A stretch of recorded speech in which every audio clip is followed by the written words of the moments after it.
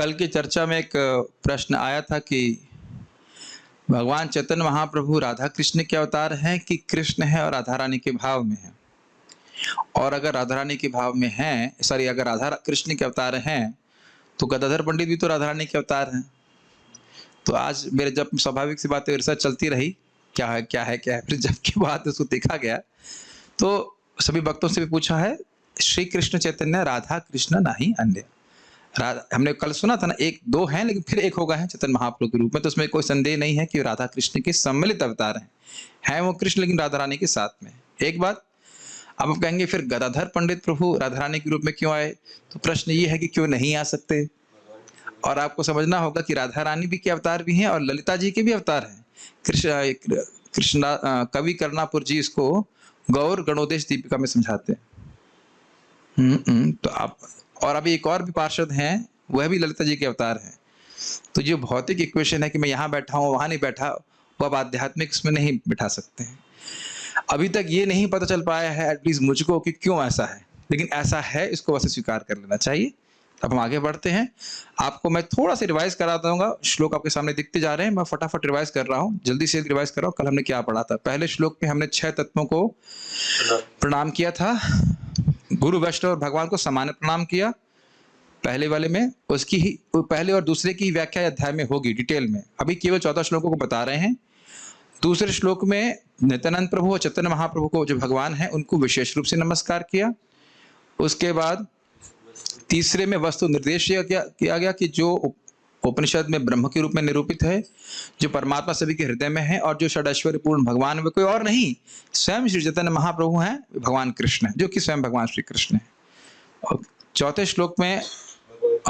श्लोक में भगवान से आशीर्वाद की प्रार्थना करी गई और भगवान चैतन्य महाप्रभु के बाह्य कारण का वर्णन हुआ कि जो बहुत काल से जो ब्रज का प्रेम किसी ने नहीं दिया। अब उसका बहुत काल का क्या अर्थ है, उसके लिए आपको अध्याय दूसरे की प्रतीक्षा करनी, तीसरे की प्रतीक्षा करनी पड़ेगी, तीसरे की प्रतीक्षा करनी पड़ेगी, वहां इसका वर्णन होगा।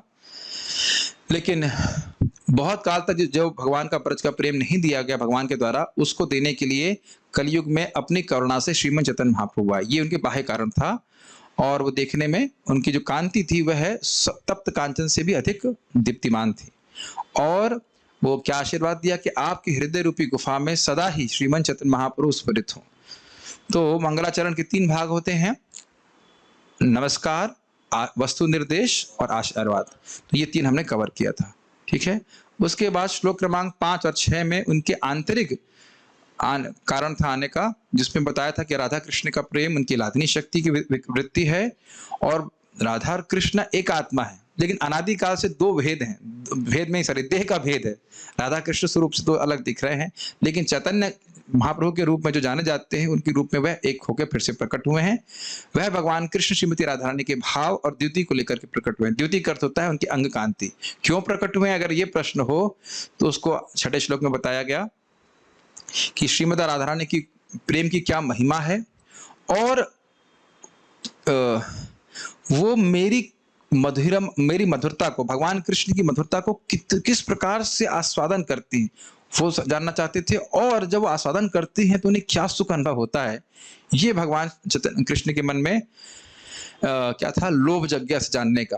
तो इसके कारण से वह शची माता के पुत्र के रूप में उपस्थित हुए। जैसे सिंधु से इंदु उत्पन्न होता है, सिंधु से चंद्रमा उत्पन्न होता है। प्रभु जी इतना तेज को समझा रहे हो, इसकी व्याख्या पूरा चैप्टर है, मैं खाली आप लोगों को परिचय दे रहा था इसलिए तेज बता रहे हैं। तो ये 6 श्लोकों में श्रीमद चैतन्य महाप्रभु के तत्व का निरूपण हुआ। अब आज हम लोग नित्यानंद प्रभु के तत्व के बारे में सुनेंगे 5 श्लोकों में, और हम स्पीड सही बहुत तेज रहेगी क्योंकि इसकी व्याख्या पूरा हम लोग चैप्टर में कर चुके हैं। तो जो लोग पहले आए हैं वो जानते हैं इस बात को, हम खाली इसको बस टचअप करेंगे और उसके बाद आगे बढ़ेंगे। मैं एक भक्त मेरे पीछे माइक पे बोलिए। संकर्षणः कारणतो यशायी, संकर्षणः कारणतो यशायी, गर्भोदशायी च पयोब्धिशायी, गर्भोदशायी च पयोब्धिशायी। Have you not taken prasadam? Yes. Okay.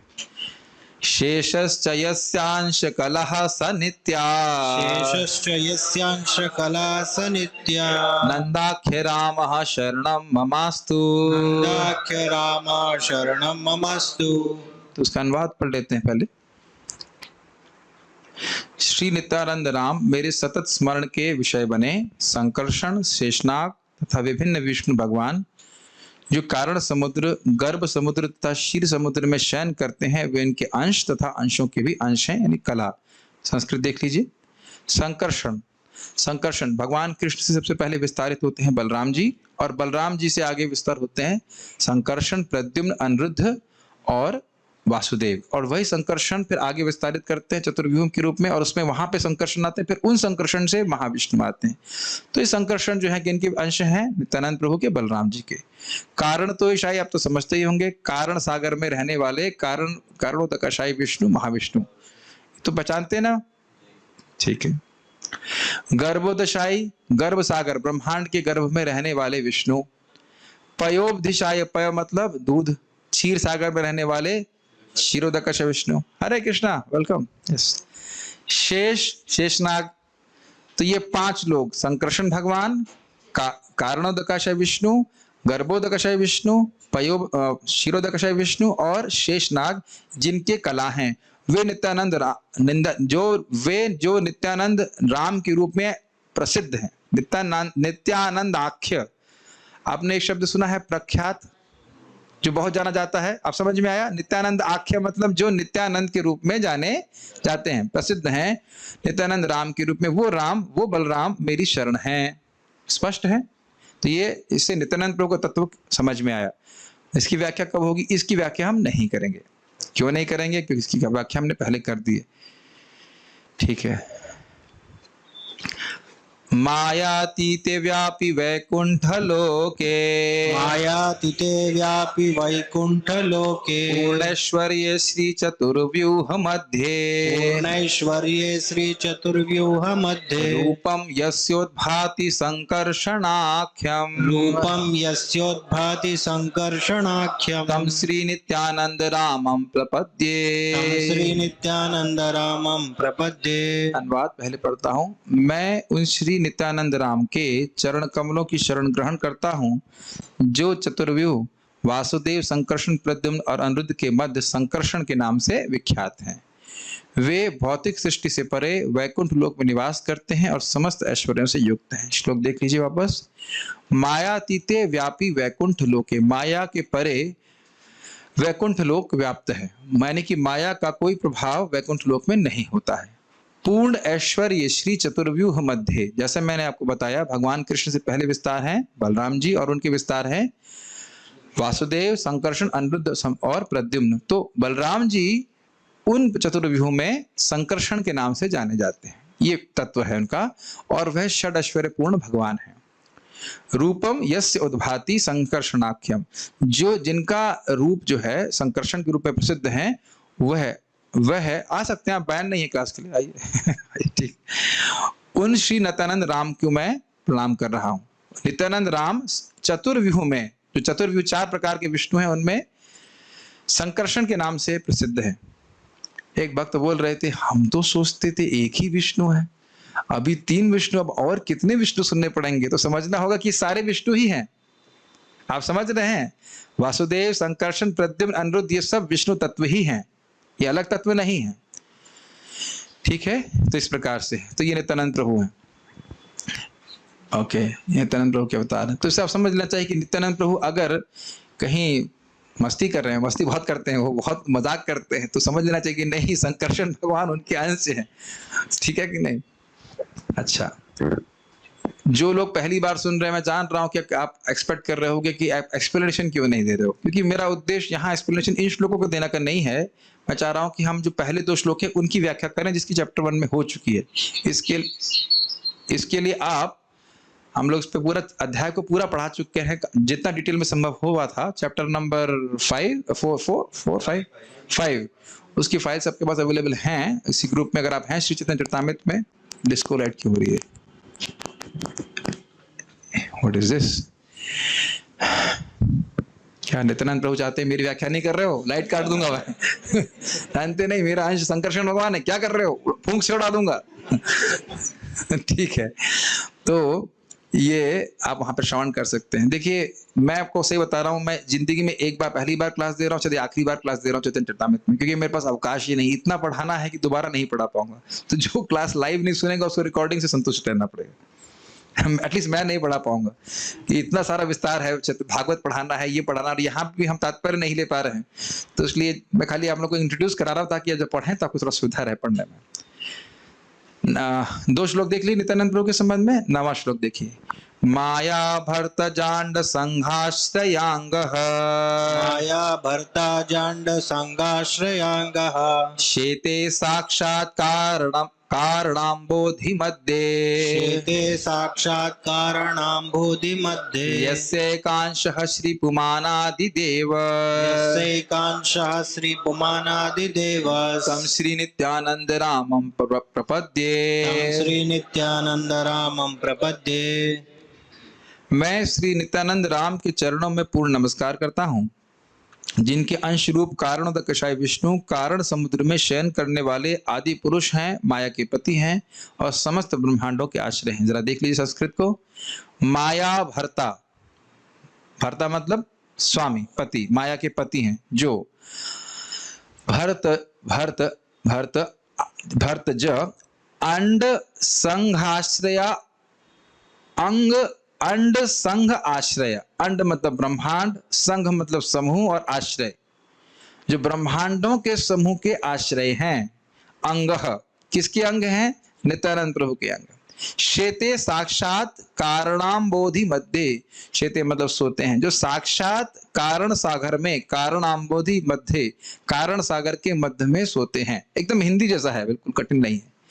यस्य कांशः श्रीपुमान, एक बात में थोड़ा सा मिस्टेक कर गया, आंड भरत जांड संघाश्रय अंग, जिनका अंग, जिन महाविष्णु का अंग, रोमकूप इत्यादि था ना शरीर, अंग, वो सारे ब्रह्मांडों के समूह का आश्रय है। ये अर्थ था, क्षमा कीजिएगा अर्थ गलत। यस्य एकांश श्रीपुमान, यस्य एकांश, जो ये महाविष्णु जिनके एक अंश मात्र हैं, यानी कि बलराम, बलराम जैसे चतुर्विहु, उसके बाद फिर चतुर्विहु, उसके बाद वो महाविष्णु के रूप में, तो एक अंश, एक मात्र अंश हुए, एक अंश हुए। श्रीपुमान, श्रीपुमान मतलब लक्ष्मी जी के स्वामी। श्रीपुमान आदिदेव हैं, उन श्रीनाथानंद राम को मैं शरण ले रहा हूं। स्पष्ट? ठीक है, इसको डिटेल में मैं फिर से रिपीट कर रहा हूं। हमने खूब अच्छे से पढ़ा था इसको बंगाली प्यारों के संग, तो वहां आपको सीखना होगा। अब कुछ दिन पहले तो क्लास किया था। ठीक है, 10वां। यस्यांशांशः श्रीलगर्भोदशायी, यस्यांशांशः श्रीलगर्भोदशायी, येनाब्जं लोक संघात नालम, येनाब्जं लोक संघात नालम। संधि करके बोलने से आसानी रहती है। ये यन्नाब, ये नहीं है, यन्नाब्जाम लोक संघात नालम, यन्नाब्ज लोकम संघात नालम, लोक सृष्टुः सूतिका धाम धातु, लोक सृष्टु सूतिका धाम धातु, तं श्री नित्यानंद रामं प्रपद्ये, श्री नित्यानंद रामं प्रपद्ये। मैं उन श्री नित्यानंद राम के चरणों में पूर्ण नमस्कार करता हूँ, जिनके अंश गर्भोदकशाय विष्णु हैं। इन्हीं गर्भोदकशाय विष्णु की नाभि से कमल प्रस्फुटित होता है, जो ब्रह्मांड के शिल्पी ब्रह्मा का जन्म स्थान है। इस कमल की नाल असंख्य लोगों का विश्राम स्थल है। यह कमल की नाल होना चाहिए।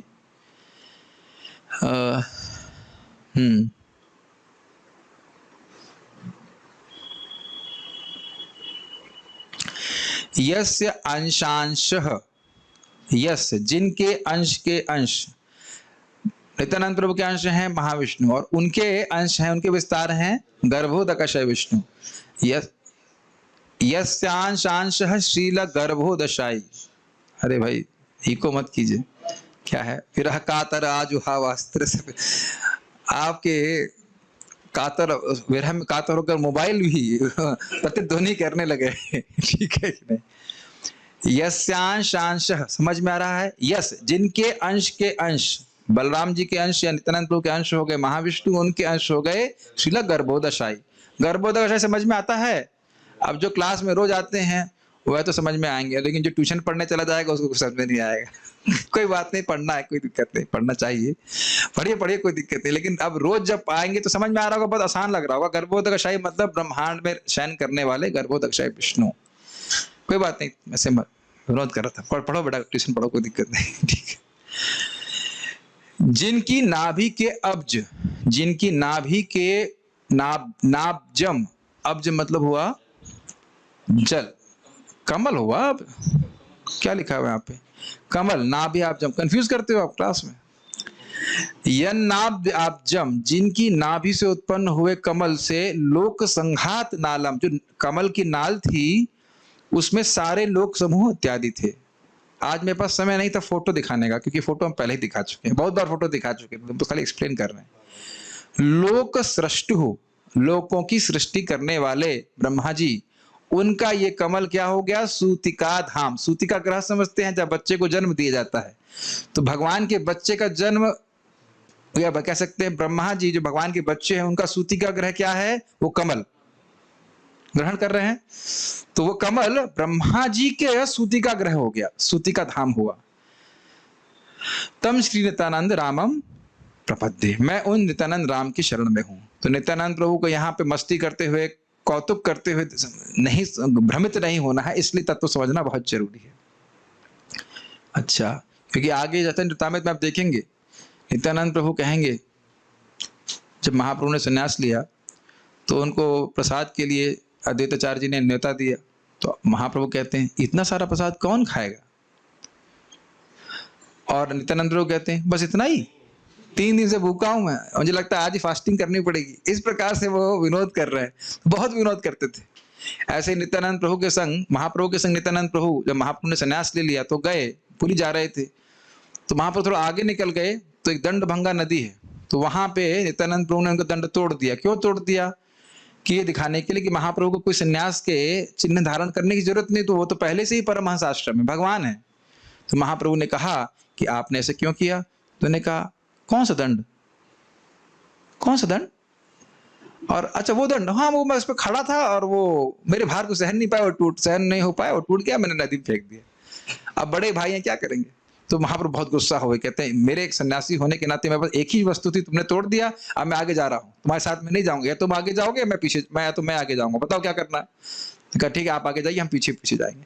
तो ऐसा कौतुकी कर रहे हैं, तो आप उसको जो है भ्रमित मत हो जाएगा। वहां पे भी चैतन्य भागवत में भी वर्णन आता है, ब्राह्मण कहते हैं कि हमारा आप पे तो बहुत विश्वास है, लेकिन नित्यानंद प्रभु ऐसी लीला करते हैं कि हमारा विश्वास जो है हिल जाता है। तो फिर वहां पे महाप्रभु का वर्णन करते हैं इस प्रकार से। तो बहुत सारी लीलाएं आप सुनेंगे, तो ऐसा नहीं समझ लीजिएगा कि वो कोई पागल है, ऐसा कुछ है नहीं, वो स्वयं बलराम जी ही है, और सारी सेवा के भाव उन्हीं से उत्पन्न होते हैं। एक पॉइंट आएगा ही आगे। एक भक्त ने पूछा कि गुरु किसके प्रतिनिधि हैं, नित्यानंद प्रभु के या राधा रानी के? दोनों में से किसी के भी। आचार्यों का मत यह है कि वे नित्यानंद प्रभु के प्रतिनिधि भी हो सकते हैं और श्रीमती राधा रानी के भी हो सकते हैं, इससे कोई प्रभाव नहीं है। नित्यानंद प्रभु भी किसी भी रस की में सेवा देने की शक्ति रखते हैं, ठीक है। ये छोटे छोटे पॉइंट्स हैं, सब हाई फाई पॉइंट्स भी हैं, लेकिन कहीं कहीं कोई डाउट आता है तो उसको हम क्लियर कर लेते हैं। अच्छा, यही बात नहीं है, परमात्मा भी उनके अंश है।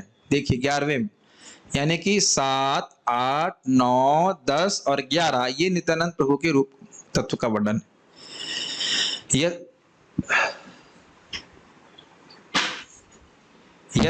यस्यांशांशः परमात्माखिलानां, यस्यांशांशः परात्मखिलानां, पोष्टा विष्णुर्भाति दुग्धाब्धिशायी, पोष्टा विष्णुर्भाति दुग्धाब्धिशायी, क्षौणी भर्ता यत्कलासोऽप्यनन्त, क्षौणी भर्ता यत्कलासोऽप्यनन्त, तं श्री नित्यानंद रामं प्रपद्ये, तं श्री नित्यानंद रामं प्रपद्ये। बड़ा मैं अनुवाद पहले पढ़ लेता हूं।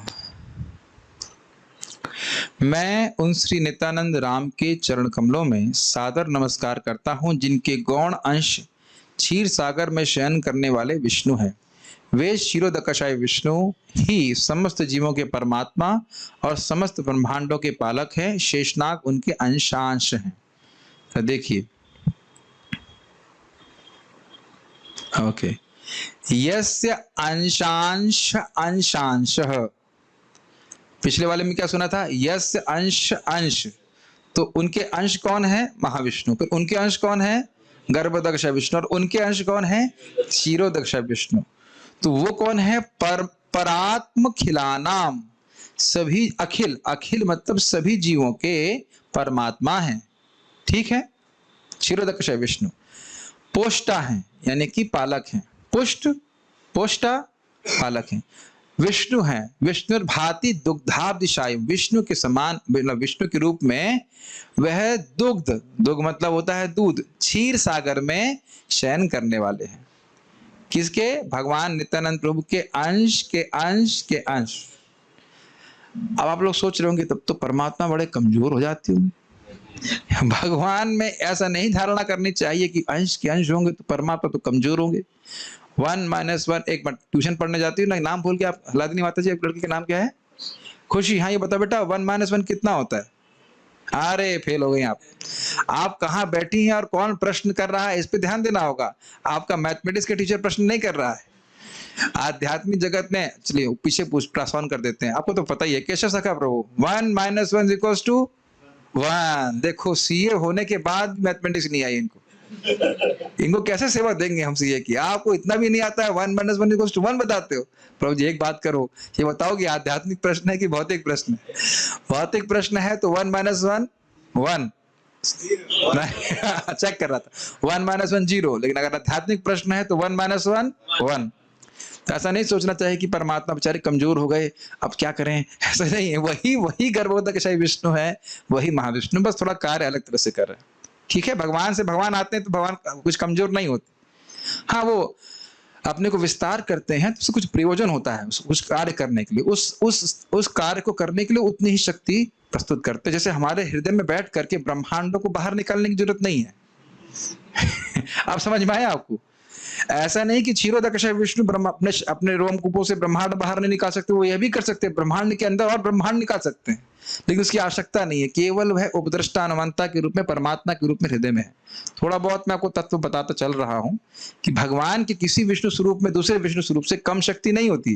वो अपनी इच्छा से बस उतनी शक्ति का प्रदर्शन करते हैं जितनी वहां पे आवश्यकता होती है।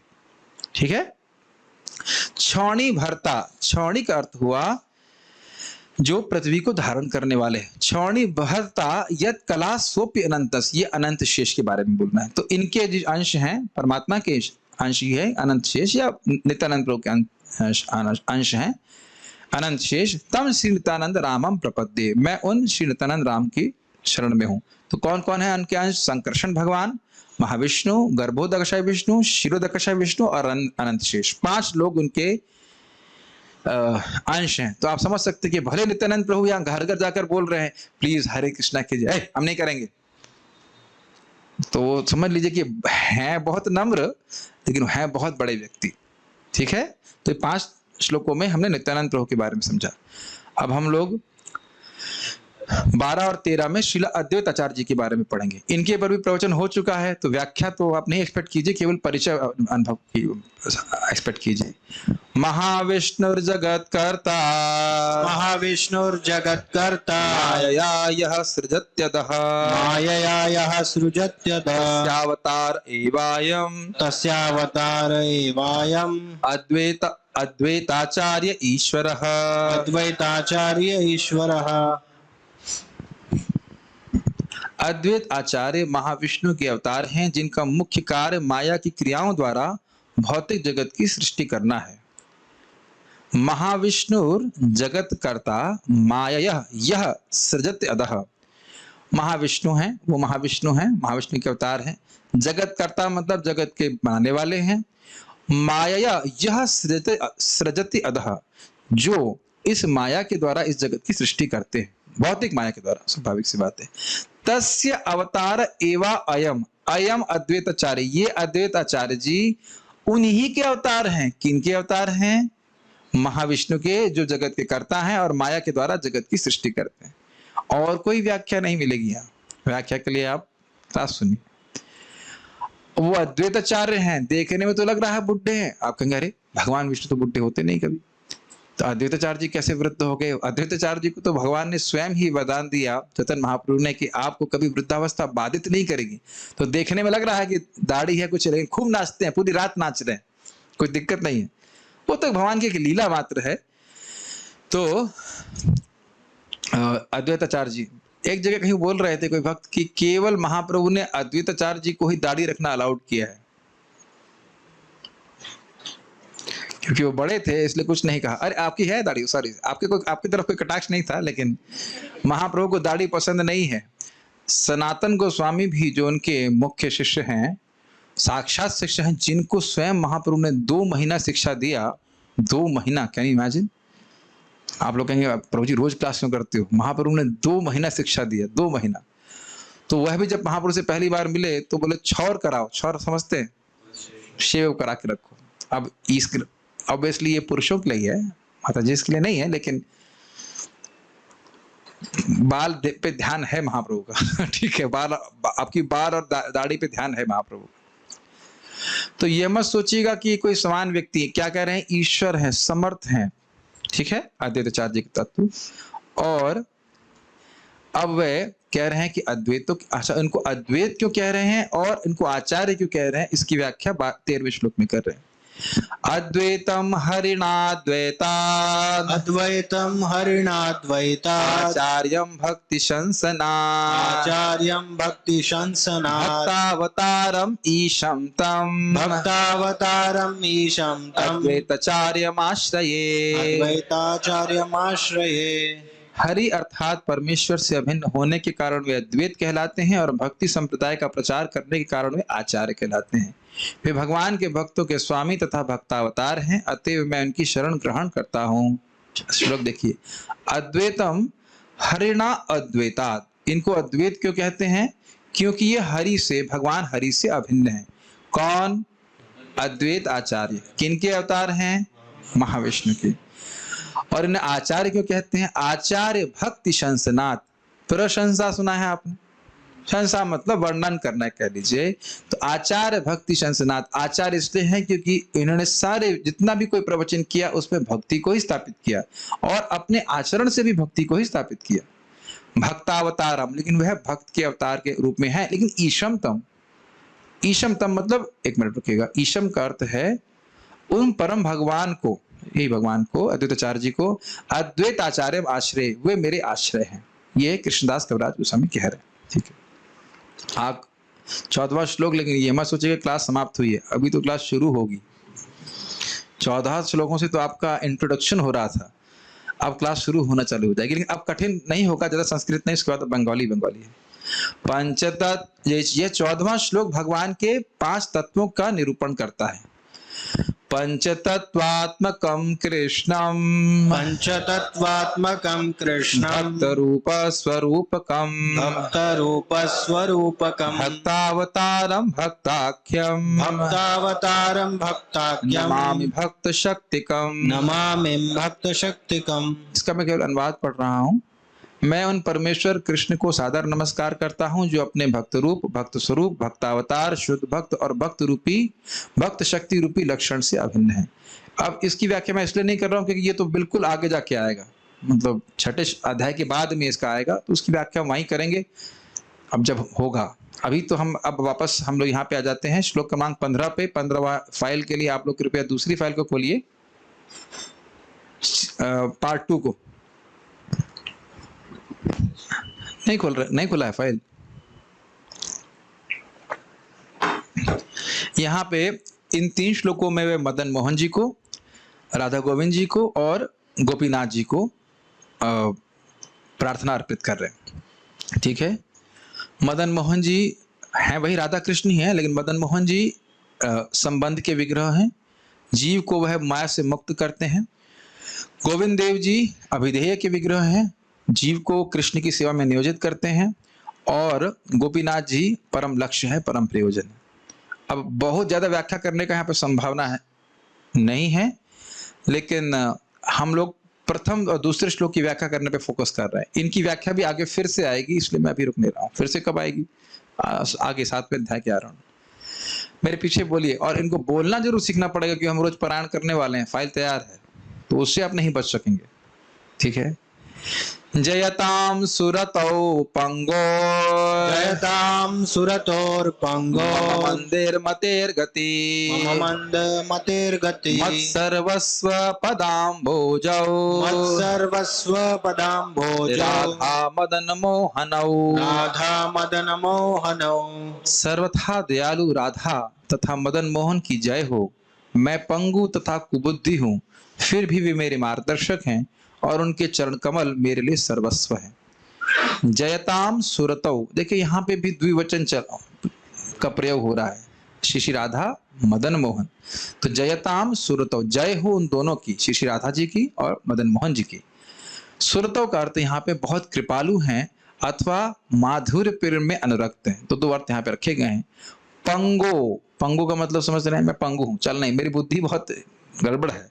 पंगु मतलब भगवान को प्राप्त करने में मैं समर्थ हूँ, कुछ कर नहीं सकता। मम मंद मतेर गति, और मैं बहुत मंदमती हूँ। मत सर्वस्व, गति मतलब आश्रय, मेरे आश्रय कौन है? मुझ मंदमती और पंगु व्यक्ति के आश्रय कौन है? श्री राधा मदन मोहन हो, क्योंकि वह बहुत कृपालु है। ठीक है। शायद हम लोगों ने कभी इस श्लोक को ध्यान से एक शब्द नहीं समझाना आज तक। मैं आपको बताऊं, मैंने भी कभी नहीं समझा आज तक। आज आप लोगों को पढ़ा रहा हूं तो कितने साल हो गए? 2008 में ज्वाइन किया मंदिर ब्रह्मचारी फुल टाइम, आज क्या होगा? 2021। कितने साल हो गए? ऑलमोस्ट 13 साल हो गए वृंदावन में। ये है दुर्भाग्य। होता क्या है, पढ़ाते तो है नहीं, पढ़ाएंगे नहीं तो ध्यान भी नहीं देंगे, नहीं ध्यान देंगे ना। अगर कोई पूछ ले, मैं एक भक्त को पूछा, आइए बताइए, नमो विष्णुपादाय में नमो विष्णुपादाय कृष्ण पृष्ठाय में, कृष्ण पृष्ठाय का मतलब क्या है?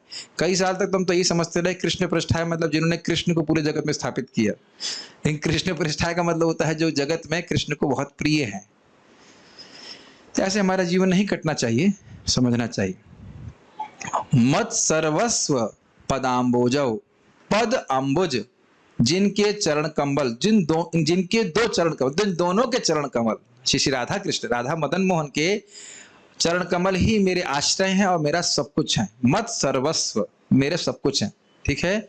श्री राधा मदन मोहन, उन राधा मदन मोहन को मैं की जय हो। समझ में आ गया? ओके। दिव्य वृंदारण्य कल्प द्रुमदः श्रीमद रत्नागार सिंहासनस्थौ। एक मिनट देखिए, मैं खुद ही भूल गया कि इसको कैसे बोलना है, और इसीलिए मैं इसको रखा हूं ताकि भूल जाऊं तो फिर से याद। मैंने इसमें लिखा नहीं। ओ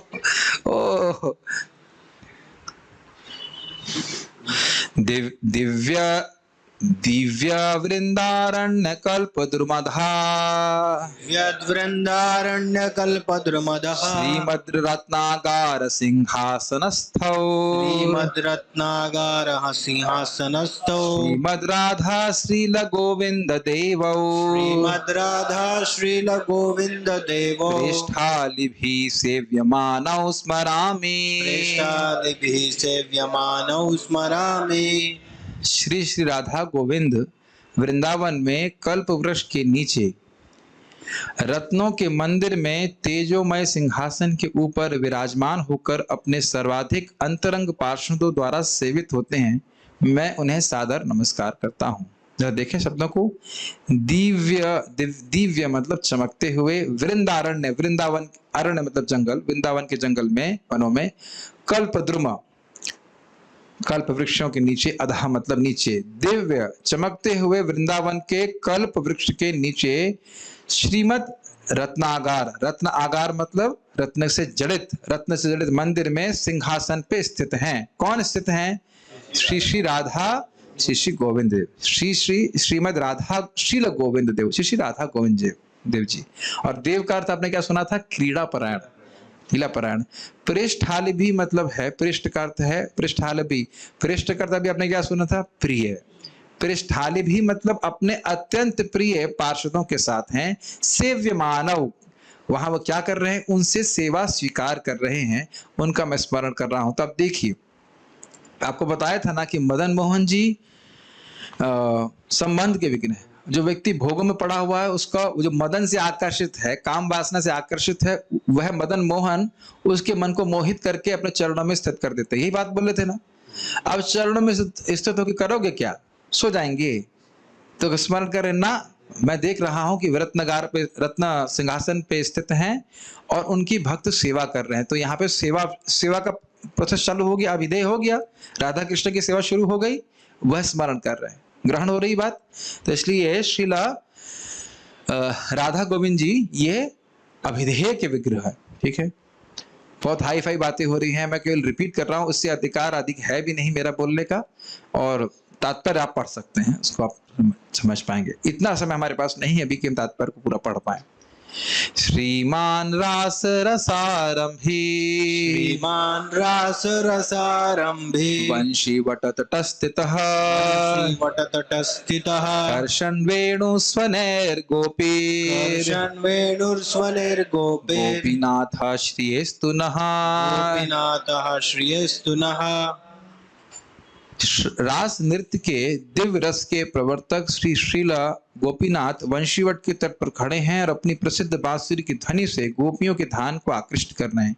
वे हम सबको अपना आशीर्वाद प्रदान करें। अब यहाँ क्या कर रहे हैं, आशीर्वाद क्या, हमको भी उसी प्रकार का प्रेम प्रदान करें, ये कहने का अर्थ है।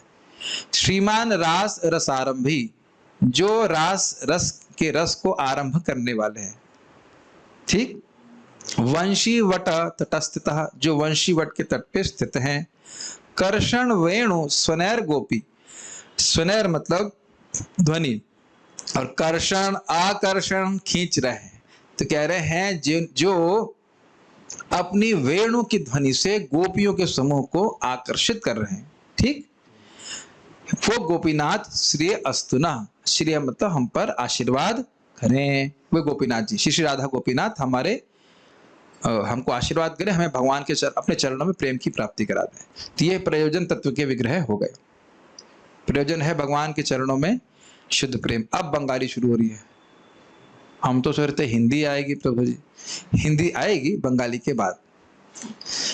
तो अब इसको आपको कैसे बोला, हमको ऐसे मैं ही बोल के समझा रहा था ना। हाँ यस, देख अब मैं यही बोलूंगा, जय जय श्री चैतन्य। ये तो अब मेरे साथ बोलिएगा, मेरे पीछे, जय जय श्री चैतन्य।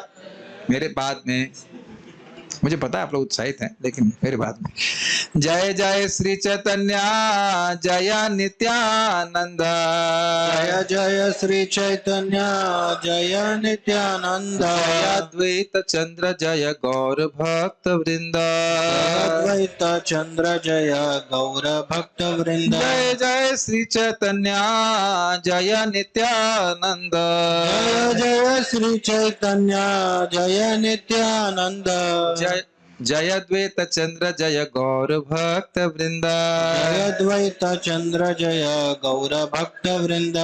तो अब व्याख्या शुरू कर रहे हैं। तो स्वाभाविक सी बात है, तो बड़ा स्पष्ट है। श्री चैतन्य महाप्रभु की जय हो, नित्यानंद प्रभु की जय हो, अद्वैत चंद्र की जय हो और गौर भक्त वृंद की जय हो। ठीक है। एतिन ठाकुर गौड़िया के करिया छेन आत्मसात, एतिनेर चरणों वंदो तीने मोरनाथ।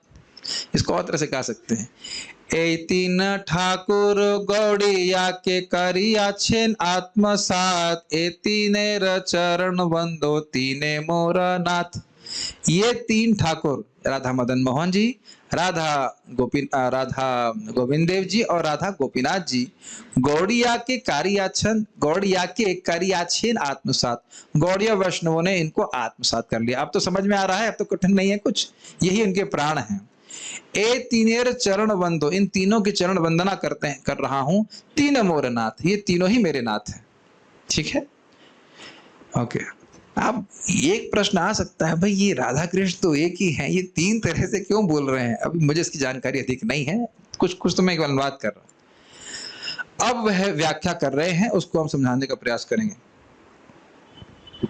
आपने सुना था ना, वंदे गुरुन ईश भक्तान ईशवतारकान तत्प्रकाशम तत्शक्ति कृष्ण चैतन्य संज्ञकम।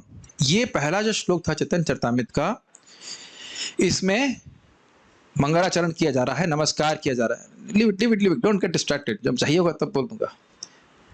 तो अब वो उसको व्याख्या कर रहे हैं, जो मैंने आपको समझाया था वो यहाँ से पढ़ के ही समझाया था। ग्रंथेरा आरंभे करी मंगलाचरण, गुरु वैष्णव भगवान तीनेरा स्मरण। हिंदी जैसा है, ग्रंथ के आरंभ में मैंने मंगलाचरण किया। क्यों मंगलाचरण किया? ताकि इष्ट की प्राप्ति हो जाए, क्योंकि किसी को अच्छा कार्य करने में विघ्न आते हैं कि नहीं। अभी देखा था बीच में लाइट जल्दी फूकने लग गई थी एकदम से, तो विघ्न आते हैं, और विघ्नों की निवृत्ति के लिए और इष्ट की पूर्ति के लिए। गुरु वैष्णव भगवान तीनेर स्मरण, गुरु को, वैष्णवों को और भगवान तीनों का स्मरण किया जाता है। क्यों करते हैं? तीनेर स्मरण होए विघ्न विनाशन, अनायास होए निज वांछित पूरण। इन तीनों के स्मरण से सारे विघ्नों का नाश हो जाता है। ये आप लोग प्लीज ध्यान रखिए, जब आप सुबह उठते हैं या स्नान करने के बाद प्रभुपाद जी को, वैष्णवों को और भगवान को जरूर स्मरण करें, प्रणाम करें। उनका प्रणाम मंत्र याद होना चाहिए। नहीं है तो आप हमको मैसेज कर दीजिएगा, हम बता देंगे, लेकिन बहुत जरूरी है। महाभारत का युद्ध शुरू होने से पहले युधिष्ठिर महाराज और अर्जुन भी गए थे और प्रणाम करके आए थे भीष्मदेव को और द्रोणाचार्य को भी। कहे कि आप, मैं बहुत प्रसन्न हूं, अगर आप ऐसा नहीं करते तो मैं आपको आशीर्वाद, शाप दे देता। और फिर विजयी होने का आशीर्वाद दिए थे, जबकि दूसरे पक्ष में है, लेकिन गुरु हैं, स्नेह है, तो कहें विजयी भव, बेटा विजयी हो जाओ। तो ये आशीर्वाद बहुत बड़ी बात है, तो इस पर बहुत व्याख्या नहीं कर रहा हूं, लेकिन एक बात ध्यान रखिए कि भक्ति में हमारे प्रयास तो हैं ही जरूरी, सीनियर वैष्णव का आशीर्वाद बहुत जरूरी है। आशीर्वाद से ही आगे बढ़ रहे हो, और उनका आशीर्वाद मतलब भगवान का आशीर्वाद। लेकिन केवल बोलने से भी नहीं चलेगा, लो जी आशीर्वाद दे दीजिए, ठीक है कल मंगल आरती में आइए, वो तो हम नहीं आ सकते। तुरंत लोग, ऐसा लगता है जैसे कि हमारे साधुओं के पाँव में कुछ चॉकलेट रखी हुई है, हाँ तुरंत पाँव बस टच कर लो। अरे भाई, पाँव टच करके तुम अपना पाप तो साधु पे डाल दोगे, बेचारे को भजन करना पड़ेगा, लेकिन अपना क्या करोगे? प्रभुपाद बातों को आगे बता, चैतन्य चेतावनी में बताते हैं, साधु लोग डस्टबिन नहीं होते हैं कि अपना पाप डाल दें उनके ऊपर और अब चले फिर पाप इकट्ठा करने के लिए। भाई रूम साफ करते हैं, डस्टबिन में डाल देते हैं, फिर रूम गंदा जाता है, फिर डस्टबिन में डालते हैं, यही तो करते हैं ना। तो साधुओं के चरण ये नहीं है, हाँ चरण की धूल दे दीजिए। अरे भाई, कुछ बोल रहा है साधु, जप करो, भगवान को भोग लगाओ। नहीं साधु साहब, कहाँ हमारे पास समय है, गृहस्थी में है, ये है वो है, तो फिर क्या आशीर्वाद? वो मुझे बुर्जन प्रभु बोले थे, भारतीय लोग समझते हैं आशीर्वाद आशीर्वाद आशीर्वाद, भाई कुछ मेहनत भी तो करनी पड़ेगी तुमको। तो केवल ब्लेसिंग से काम नहीं चलेगा, ब्लेसिंग से काम चलेगा, लेकिन ब्लेसिंग मिलती ऐसे फ्री में नहीं मिलती है, थोड़ा मेहनत करनी पड़ती है। भक्ति करिए, बोला जा रहा है कि साधु बोल रहा है हरे कृष्णा करो, तो उसकी इच्छा है ना कि आप हरे कृष्णा करें। तो जब हरे कृष्णा करते हैं तो स्वाभाविक से वो ब्लेसिंग है, वो बता रहा है कि वो ब्लेसिंग है। लेकिन हमारा मनोभावना ये होनी चाहिए कि केवल हमारे प्रयासों से नहीं, भगवान के आशीर्वाद से, गुरु वैष्णव के आशीर्वाद से उनको संतुष्ट करते हैं तो अपने आप ब्लेसिंग मिलती है। Does it make sense? It doesn't make sense for most people. उनको नहीं समझ में आता है कि आज्ञा पालन करने से ब्लेसिंग मिलती है, ऐसा नहीं कि आसपास घूमने से ब्लेसिंग मिल जाएगी। देखो मेरे गुरु महाराज से मेरा फोटो देखो, देखो देखो महाराज मेरे कितना महाराज। You don't have to be close physically, really. You have to be close to the heart. Prabhupada ji का आप लोग शायद वो ध्यान नहीं दिए। इसी श्रीमद् भागवतम के इस मतलब जब हम पढ़ रहे थे, उसके इंट्रोडक्शन में लास्ट में प्रभुपाद क्या कहते हैं, हमारा बहुत आग्रह है, हम बहुत चाहते हैं कि पूरे विश्व में इस भागवत धर्म की स्थापना हो जाए। समझ में आया प्रभुपाद का आग्रह क्या है? क्या लोभ है प्रभुपाद जी का? उसको संतुष्ट करने में कहीं बुद्धि लगाई, किसी तरह से, धन से, तन से, मन से, कैसे भी करके सेवा कीजिए कि हरे कृष्ण मंत्र का प्रचार कर सके, चाहे एक व्यक्ति को कर सकें। Minimum not maximum, 16 is minimum not maximum. एक व्यक्ति को प्रीचिंग करना ये मिनिमम है, मैक्सिमम नहीं है। एक कर दिया बस बस, अब मेरा कंबल कहाँ है? नहीं, ठीक है, जितने लोगों भी आप भक्ति का प्रचार कर सके। तो खैर हम बात कर रहे थे कि इनके आशीर्वाद से विघ्न का विनाशन हो जाता है और अनायास से। अच्छा, प्रयास शब्द सुना है आपने? प्रयास मतलब आप कुछ एफर्ट मारते हैं, अनायास। प्रयास में प्र हटा दीजिए तो हो जाएगा यास के लिए, मतलब कुछ काम का कुछ प्रयास कर रहे हैं, उसको समझा नहीं पा रहा हूँ, लेकिन अच्छा एफर्ट पड़े हुए प्रयास। अनायास मतलब बिना किसी प्रयास के, आशीर्वाद से ही हो जाएगा सब कुछ। आशीर्वाद कैसे प्राप्त होगा? स्मरण से। अनायासे होय निज वांछित पूर्ण, जो मैं चाहता हूं उसकी प्राप्ति बड़ी आसानी से हो जाएगी। ठीक। से मंगलाचरण है त्रिविध प्रकार, वस्तु निर्देश आशीर्वाद नमस्कार। ये मंगलाचरण होता है 3 प्रकार का, एकदम हिंदी जैसा है। वस्तु निर्देश, आशीर्वाद और नमस्कार। वस्तु निर्देश मतलब वस्तु का निरूपण करना, जो हमने सुना था श्लोक क्रमांक 3, और नमस्कार सुना था पहले और दूसरे, और आशीर्वाद था श्लोक क्रमांक 4। इसीलिए मैंने उधर थोड़ा सा समय दिया था ताकि आपको यहाँ समझने में आसानी रहे। ठीक है। प्रथम 2 श्लोके इष्ट देव नमस्कार, सामान्य विशेष रूपे द्वैत प्रकार। प्रथम और दूसरे श्लोक में इष्ट देव को नमस्कार किया है, सामान्य और विशेष रूप से। सामान्य रूप से पहले श्लोक में किया, 6 लोगों को स्मरण किया था ना, भगवान को, उनके प्रकाश को, उनके अवतारों को, उनकी शक्ति को, गुरु को और भक्तों को। ठीक। और विशेष रूप से नित्यानंद प्रभु, चैतन्य महाप्रभु को दूसरे श्लोक में नमस्कार किया था। तृतीय श्लोके ते करी वस्तुर निर्देश, यहाँ है ते जानी पर तत्पेरा उद्देश्य। तीसरे श्लोक में मैंने वस्तु का निर्देश किया था कि जो ब्रह्म ज्योति है, जो परमात्मा है और भगवान है। तो ब्रह्म ज्योति वह भगवान श्री कृष्ण की अंगकांति है, परमात्मा उनके अंश हैं, और षड ऐश्वर्य पूर्व भगवान वही श्री चैतन्य महाप्रभु हैं। हम बहुत फास्ट जा रहे हैं, ग्रहण कर पा रहे हैं आप लोग? कल की क्लास में जूम या सामने कितने लोग थे? ओके, तो आप लोग को याद है ना, समझाया था ये सब बातें? ठीक है, कोई मुश्किल बात नहीं। और बाकी लोग नहीं, विमला माता जी आप क्लास में नहीं थी? बहुत अच्छा। मेरा आशीर्वाद आपके पास है कि आप कभी क्लास में नहीं आओ। यही चाहती हो तो अच्छी बात है, कभी क्लास में मत आओ, शायद यही चाहते हैं। खैर पता नहीं कोई कारण विशेष रहा होगा। देखिए क्या कहे, मैं कुछ नहीं कह सकता मैं। छोड़ दीजिए, इसको महत्व नहीं देते हैं। हरि नाम, हरि ज्ञान, दिव्य नाम और दिव्य ज्ञान, ये आवश्यक है। मैं केवल माता जी को यही बोल रहा हूँ, बाकी लोग भी छोड़ देते हैं। अरे तो बोलते ही रहते, रोज ही तो बोलते हैं, रोज ही तो बोलते हैं। करना में तो रोज नहीं खाना बनाते, क्यों जाते हो खाने के लिए फिर कृष्ण हॉल में? क्यों भाई? रोज करना में तो बना रहे हैं ना, क्यों जा रहे खाने के लिए फिर? अगर एक ही व्यक्ति के बोलने से बोर हो जाते हैं तो फिर उनके खाने से भी बोर हो जाना चाहिए। प्रभु अच्छा बनाते हैं, आप बोर करते हो, मुझे पता है। ठीक है, लेकिन केवल, अब छोड़िए, मैं अभी महाप्रभु के बारे में बोल रहे हैं तो मूड अच्छा रखें। ये बहुत महत्वपूर्ण है। ये जो भक्ति की यात्रा भाई साहब बहुत लंबी है। अगर हम शास्त्र नहीं सुनेंगे, सोचेंगे क्या हम सही पथ पे हैं क्या, चलो वापस मुड़ जाते हैं। बहुत शास्त्रीय विश्वास बहुत महत्वपूर्ण है, इसलिए बहुत एकदम आग्रह के संग श्रवण कीजिए। ठीक है ना। अभी आप ये सब बातें स्वयं श्रीला कृष्णदास कविराज गोस्वामी से ही सुनेंगे, और ये सब एक बार ध्यानपूर्वक। अभी मैं थोड़ा आगे बोलना चाहता हूँ इस पे। इसी चैतन्य चरितामृत में कृष्णदास कविराज गोस्वामी वर्णन करेंगे कि जो गायत्री मंत्र है उसमें वो 26.5 अक्षर है। उसको समझ नहीं पा रहे थे श्रीला विश्वनाथ चक्रवर्ती ठाकुर की 26.5 अक्षर कैसे हैं। मैं तो 26 ही गिन रहा हूँ। और उनका यह विश्वास था कृष्णदास कविराज गोस्वामी पूर्ण मुक्त व्यक्ति हैं, वो गलत नहीं हो सकते हैं। वो परेशान हो गए थे, खाना पीना छोड़ दिए थे। मैंने तो सुना था वो राधा कुंड में आत्महत्या करने जा रहे थे, ऐसा सुना है। ये एक शब्द जो है, ये शब्द ब्रह्म है, इसको सामान्य बंगाली मत समझिएगा। ये कृष्णदास कविराज गोस्वामी सिद्ध पुरुष हैं, गोलोक में इनका मंजरी स्वरूप है। ये कोई सामान्य व्यक्ति नहीं है। रघुनाथ दास गोस्वामी के से साक्षात 3 घंटा चैतन्य महाप्रभु के बारे में रोज सुनते थे। इनके गुरु हैं स्वयं नित्यानंद प्रभु, स्वयं बलराम जी डायरेक्ट। ये कोई सामान्य व्यक्ति नहीं, इनकी बातें नहीं सुन रहे हैं हम। तो बड़ा भाग्य है कि हमें इस प्रकार से सुनने को मिल रहा है। मैं मान रहा हूँ कि शुरुआत में नहीं समझ में आता कि क्या वस्तु प्राप्त हो रही है।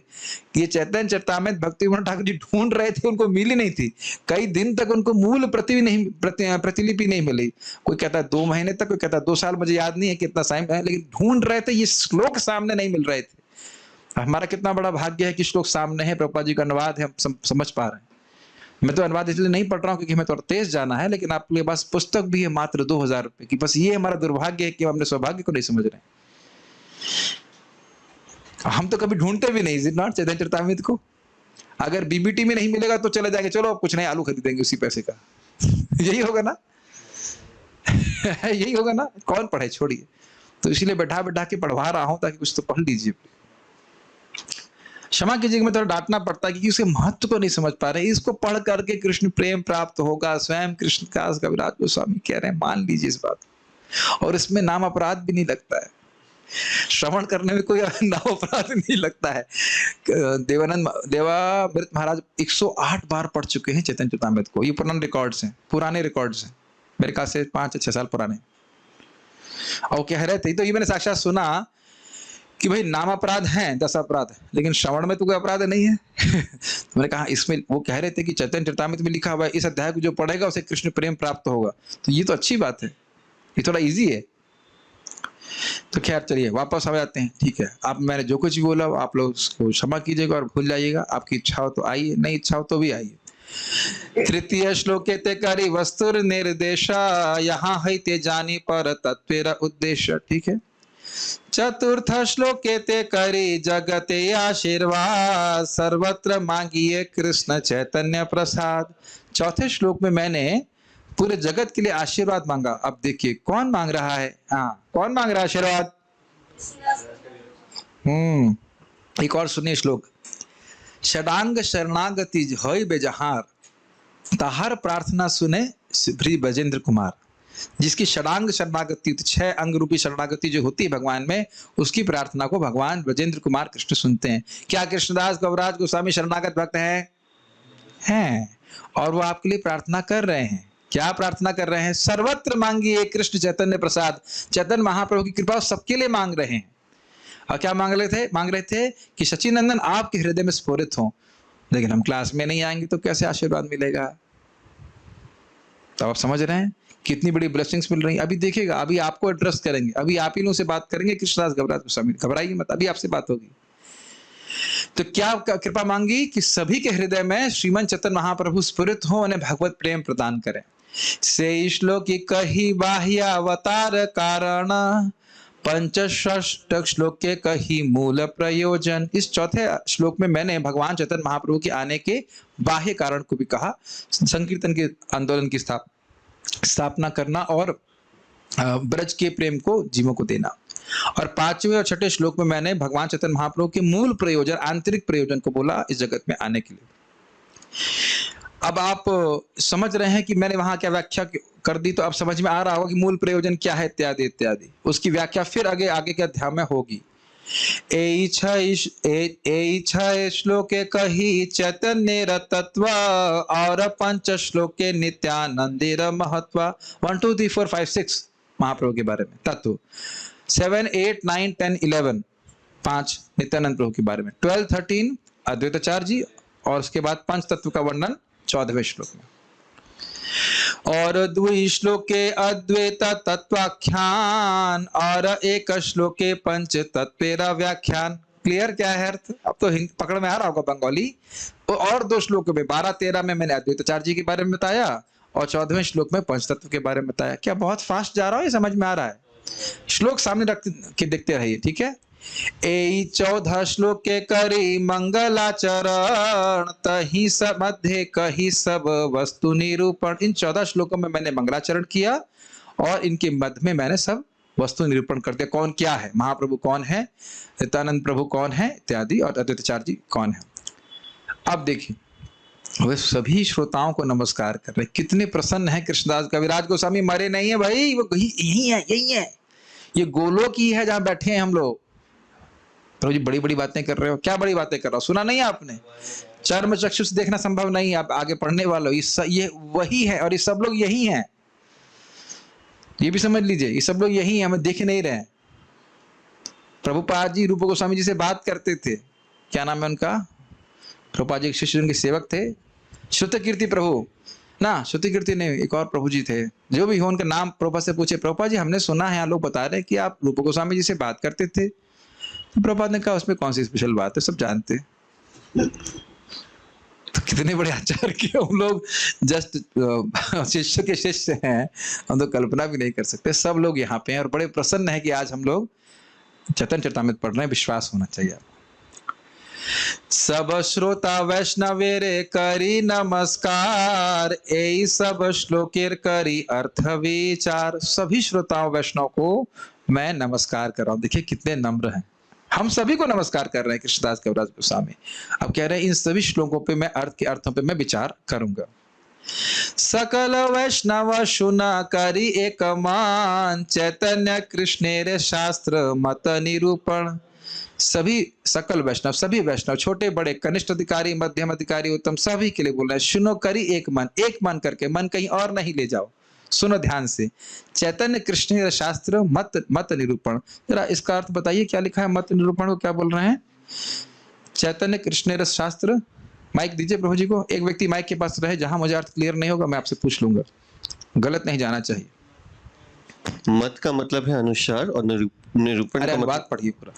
मैं अपने समस्त वैष्णव पाठकों से प्रार्थना करता हूँ कि वे प्रामाणिक शास्त्रों में निरूपित श्री कृष्ण चैतन्य की इस कथा को ध्यान से पढ़े और सुने। ओके, तो अब आप देखेंगे कि कृष्णदास कविराज गोस्वामी जब चैतन्य महाप्रभु के बारे में बताएंगे तो बंगाली प्यारे हैं, प्यार बोलेंगे, प्यार मतलब बंगाली श्लोक बोलेंगे, लेकिन उसको फिर संस्कृत से, भागवत से, अन्य अन्य ग्रंथों से वह प्रमाणित करेंगे। ये शैली रहेगी। तो मन अपने मनगढ़ंत तरीके से महाप्रभु के बारे में नहीं बोलेंगे, ठीक है, ये बात कह रहे हैं। कृष्ण गुरु भक्त शक्ति अवतार प्रकाश, कृष्ण ए छह रूपे करे न विलास। भगवान श्री कृष्ण 6 रूपों में विलास करते हैं, लीला करते हैं। किस रूप में? कृष्ण के रूप में, गुरु के रूप में, गुरु के रूप में भी, भक्त के रूप में, शक्ति के रूप में, अवतार और प्रकाश में। 6 समझ में आ रहा है? कृष्ण गुरु भक्त शक्ति अवतार प्रकाश। ए 6 तत्वेर करी चरण वंदन, प्रथमे सामान्य करी मंगलाचरण। इन 6 तत्वों के चरणों में मैंने वंदना करी। कौन 6 तत्व? कृष्ण गुरु भक्त शक्ति अवतार प्रकाश। और पहले श्लोक में मैंने इनको सामान्य रूप से मंगलाचरण किया, ठीक। अब वो श्लोक बोल रहे हैं, ये श्लोक 34 है यहाँ पे और है इसी अध्याय का पहला श्लोक। वंदे गुरुन ईश भक्तान ईशाम ईशम ईशावतारकान, तत्प्रकाशंश्च तत्शक्ति ही कृष्ण चैतन्य संज्ञकम। देखिए मैं बता रहा हूँ, वंदे मैं वंदना कर रहा हूँ किन की? गुरुन गुरुओं की, ईश भक्तान भगवान के भक्तों की, ईशम भगवान की, ईश अवतारकान ईश भगवान यानी भगवान के अवतारों को, तत्प्रकाशांश भगवान के प्रकाश को, तत्शक्ति उनकी शक्ति को। और वो भगवान कौन है? कृष्ण चैतन्य संज्ञकम, जिनको कृष्ण चैतन्य महाप्रभु कहा जाता है। 6 याद हुए? चलो 6 भक्तों से पूछता हूं, एक बताओ। कृष्ण, दूसरा क्या? गुरु, भक्त, गुड, भक्त।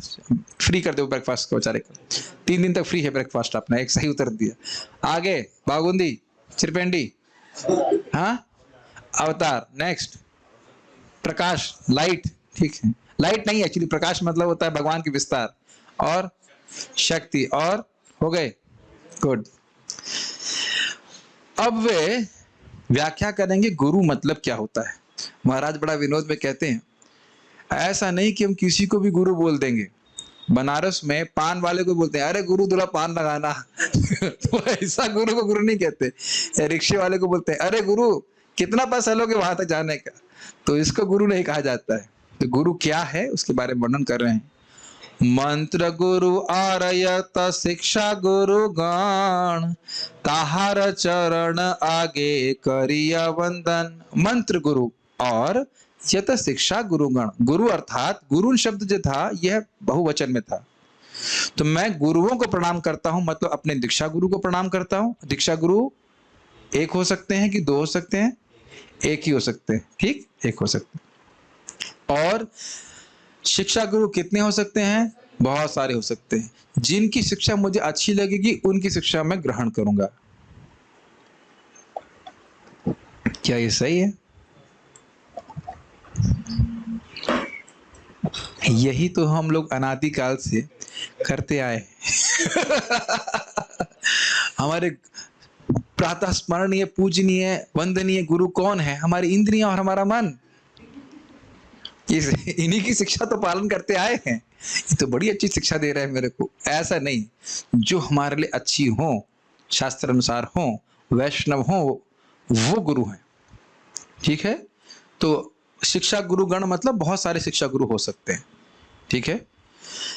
तहार चरण आगे करिया वंदन, हिंदी जैसा है, उनके चरणों के आगे मैं नमस्कार करता हूँ, मतलब उनको नमस्कार करता हूँ। अब यहाँ पे ये 6 लोगों का नाम ले रहे और इस 6 के 6 उनके शिक्षा गुरु हैं।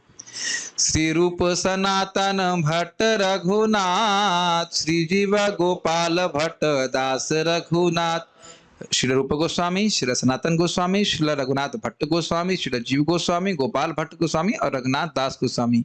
ये कृष्णदास कविराज गोस्वामी के डैश हैं, शिक्षा गुरु हैं, डैश उनके दीक्षा गुरु हैं। कृष्णदास कविराज गोस्वामी के दीक्षा गुरु डैश हैं, नित्यानंद प्रभु हैं। ये कैसे पता? ये तो प्रभु जी आपने बताया नहीं, बताया है, पहले बताया था जब नित्यानंद प्रभु के बारे में हम चर्चा कर रहे थे। आज भी बता दिया, हाँ सॉरी भूल गया, आज भी बता दिया था, ठीक है। वैसे मैंने मुख्य रूप से वहां बताया था, देखा था नित्यानंद प्रभु सपने में आए, कहे वृंदावन जावे, जाओ वृंदावन जाओ, ठीक है, हमारी सारी इच्छाएं पूर्ण होंगी। और वहां पे आपने वो व्याख्या सुनी थी ना उनकी, गोविंद देव की, मदन मोहन की और गोपीनाथ जी की, सबके दर्शन उनको प्राप्त हुए थे साक्षात। याद आ रहा है आपको कुछ कुछ? ठीक है, कुछ कुछ तो याद आ रहा है। ए छय गुरु शिक्षा गुरु ये अमार, तासा बार पाद पद में कोटि नमस्कार। ये 6 जो गुरु हैं ये मेरे शिक्षा गुरु हैं, कृष्णदास कविराज गोस्वामी कह रहे हैं, और इनके चरण कमलों में मेरे कोटि कोटि नमस्कार हैं। देखिए भारतीयों की एक बहुत बड़ी बीमारी है प्रायः कि सोचते हैं दीक्षा ले लिया, अब हमारा काम हो गया, अब तो हम सब सीख गए, अब तो हमारा एडमिशन हो गया, अब तो हम भगवान के धाम जरूर जाएंगे। हमारी दीक्षा के समय गुरु महाराज बोल रहे थे, don't think that Diksha will liberate you. English अनुवाद कोई कर सकता है? ऐसा मत सोचना कि दीक्षा से तुम्हारी मुक्ति हो गई। अब तो हमारा नाम दास हो गया है। अब तो दास का मतलब क्या? जिसकी दासता सब लोग करे, ये तो अर्थ हुआ। जब हम लोग नहीं, ये अर्थ नहीं होता है क्या? उसी को प्रसादम सर्विंग करें सब, ऐसा तो होता है? नहीं होता। हम सेवक बने, अब सेवा करने का अभ्यास करें। पहले मैं भक्त था, एक मैंने सुना था कि कोई भक्त की दीक्षा हो गई तो बाद में एक व्यक्ति ने बोल दिया कि भक्त प्रशांत है, जो भी नाम रहा हो, कहते आपने मुझे भक्त कैसे बोल दिया, मेरा नाम तो अब ये हो गया है। मुझे याद है कि जब हमारी दीक्षा हुई थी, जब जैसे लोगों का नाम बोला जा रहा था, कि वैसे मेरा नाम बोला गया, मेरे गुरु महाराज बोले योर नेम इज शुभ कृष्ण दास, तो हमारे सीनियर गॉड ब्रदर, उनका नाम है पूज्य राधा कुंड प्रभु, राधा कुंड प्रभु, तो ऐसे बोलते थे शुभ कृष्ण दास की जय, बोला शुभ कृष्ण बोलते थे हल्के से, और दास बहुत जोर से बोलते थे। ऐसे कोई माता जी होंगे तो नाम पहला वाला हल्का बोलेंगे, दासी की जय, ताकि याद रहे कि बेटा तू दासी है, तू दासी ही है, भूल मत जाना कि तू प्रभु हो गया है। कभी कभी लोग प्रवचन में फोन करेंगे, मैं शुभ कृष्ण प्रभु बोल रहा हूँ। अपने को दास बोलने में भी व्यक्ति को बड़ा खराब लगता है, होता है कि नहीं? हाँ, प्रभु जी भी बोल रहा, प्रभु जी भी लगा सकते हैं, ये सब होने लगता है। एक बार महाराज विरोध कर रहे थे कि मान लीजिए कोई व्यक्ति किसी को बुला रहा है प्रभु जी, तो आप सोचेंगे मुझे बुला रहे हैं क्या, या महाराज जी, स्वामी जी, तो मेरे को नाम पुकार रहे हैं।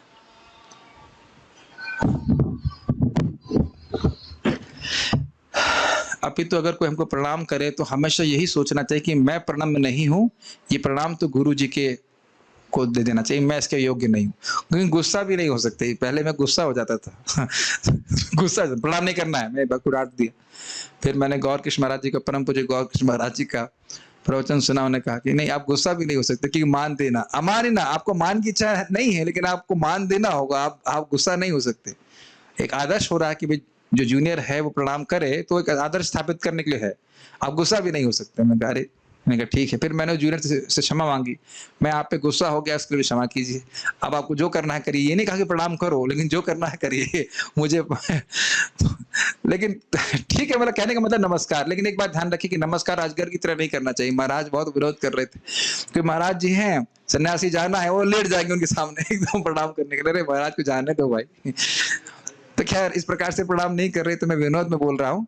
ये 6 शिक्षा गुरु हैं, उनको प्रणाम कर रहे हैं, ठीक है। तो कभी कभी हम सोच सकते हैं कि हमारा दीक्षा गुरु से संबंध है, ऐसा नहीं है।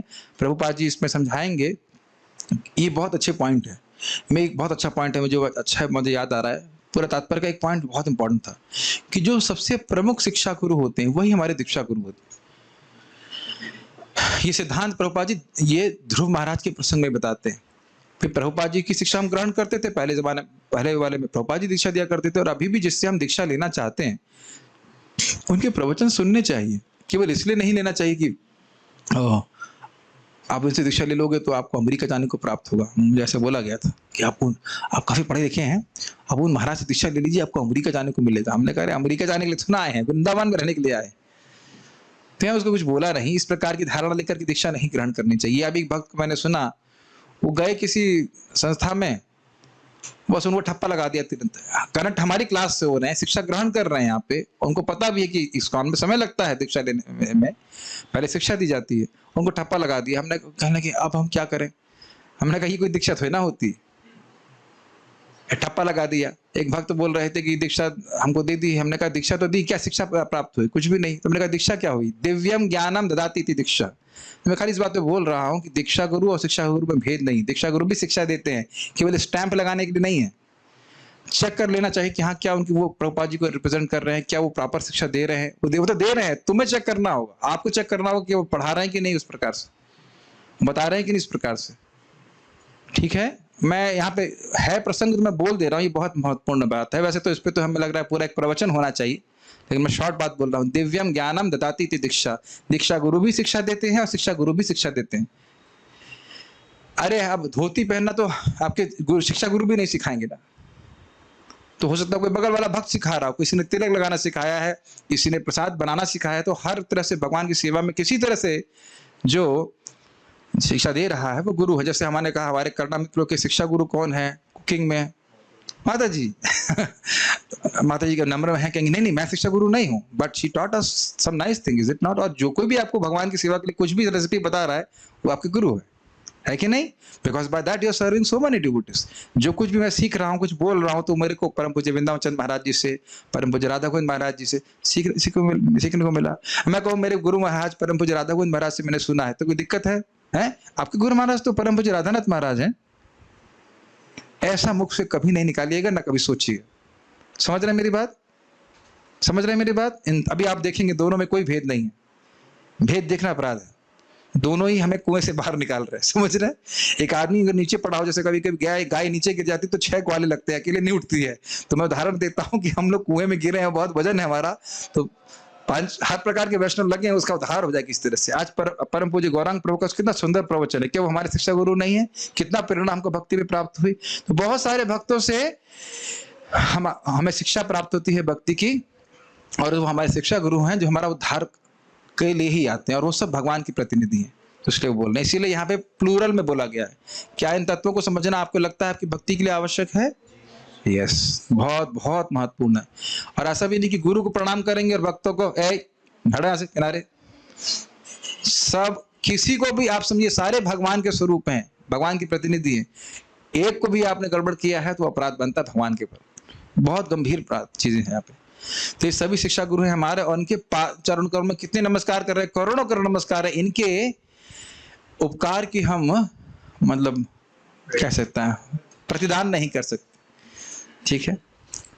भगवानेर भक्त यत श्रीवास प्रधान तासबार पाद पद में सहस्त्र प्रणाम।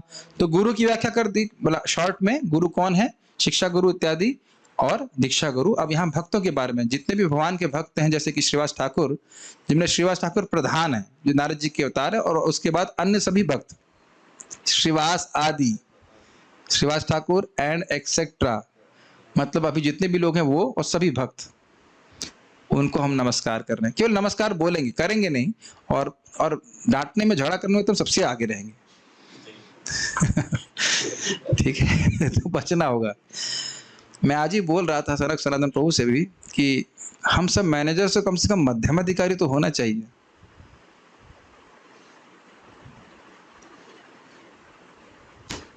भक्तों को होना चाहिए तो आगे की बात है, लेकिन लीडर्स और हम मैनेजर्स को तो होना चाहिए ना कि झगड़ा नहीं करें। कुछ बात इश्यूज हो सकते हैं, we can always resolve it. कहते यस इट्स अ फैक्ट। बहुत उनको हिट किया था ये बात में। हाँ, वैष्णव की तरह प्रेम से बातचीत करके डिस्कशन हो सकता है, इज इट नॉट? हम लोग प्रभुपाद के शब्द हैं, the human life is not meant to fight like cats and dogs. कुत्ते बिल्लियों की तरह झगड़ने के लिए मानव जीवन नहीं है। तो जितनी बार हम झगड़ा कर रहे हैं तो आप क्या है, हम लोग क्या है, मैं कुछ नहीं कहना चाहता, आप समझ गए। जितनी बार झगड़ा कर रहे हैं कुत्ते बिल्ली की तरह है बस। और जैसे कुत्ते बिल्ली आहार की तरफ है मैथुन पे झगड़ा करते हैं, उसके बाद पांचवा कारण नहीं हमारे पास झगड़ा करने के लिए। समझ रहे ना मेरी बात? ये बहुत गंभीर बात है, इतनी गंभीर बात है। Human life is not meant for fighting like cats and dogs.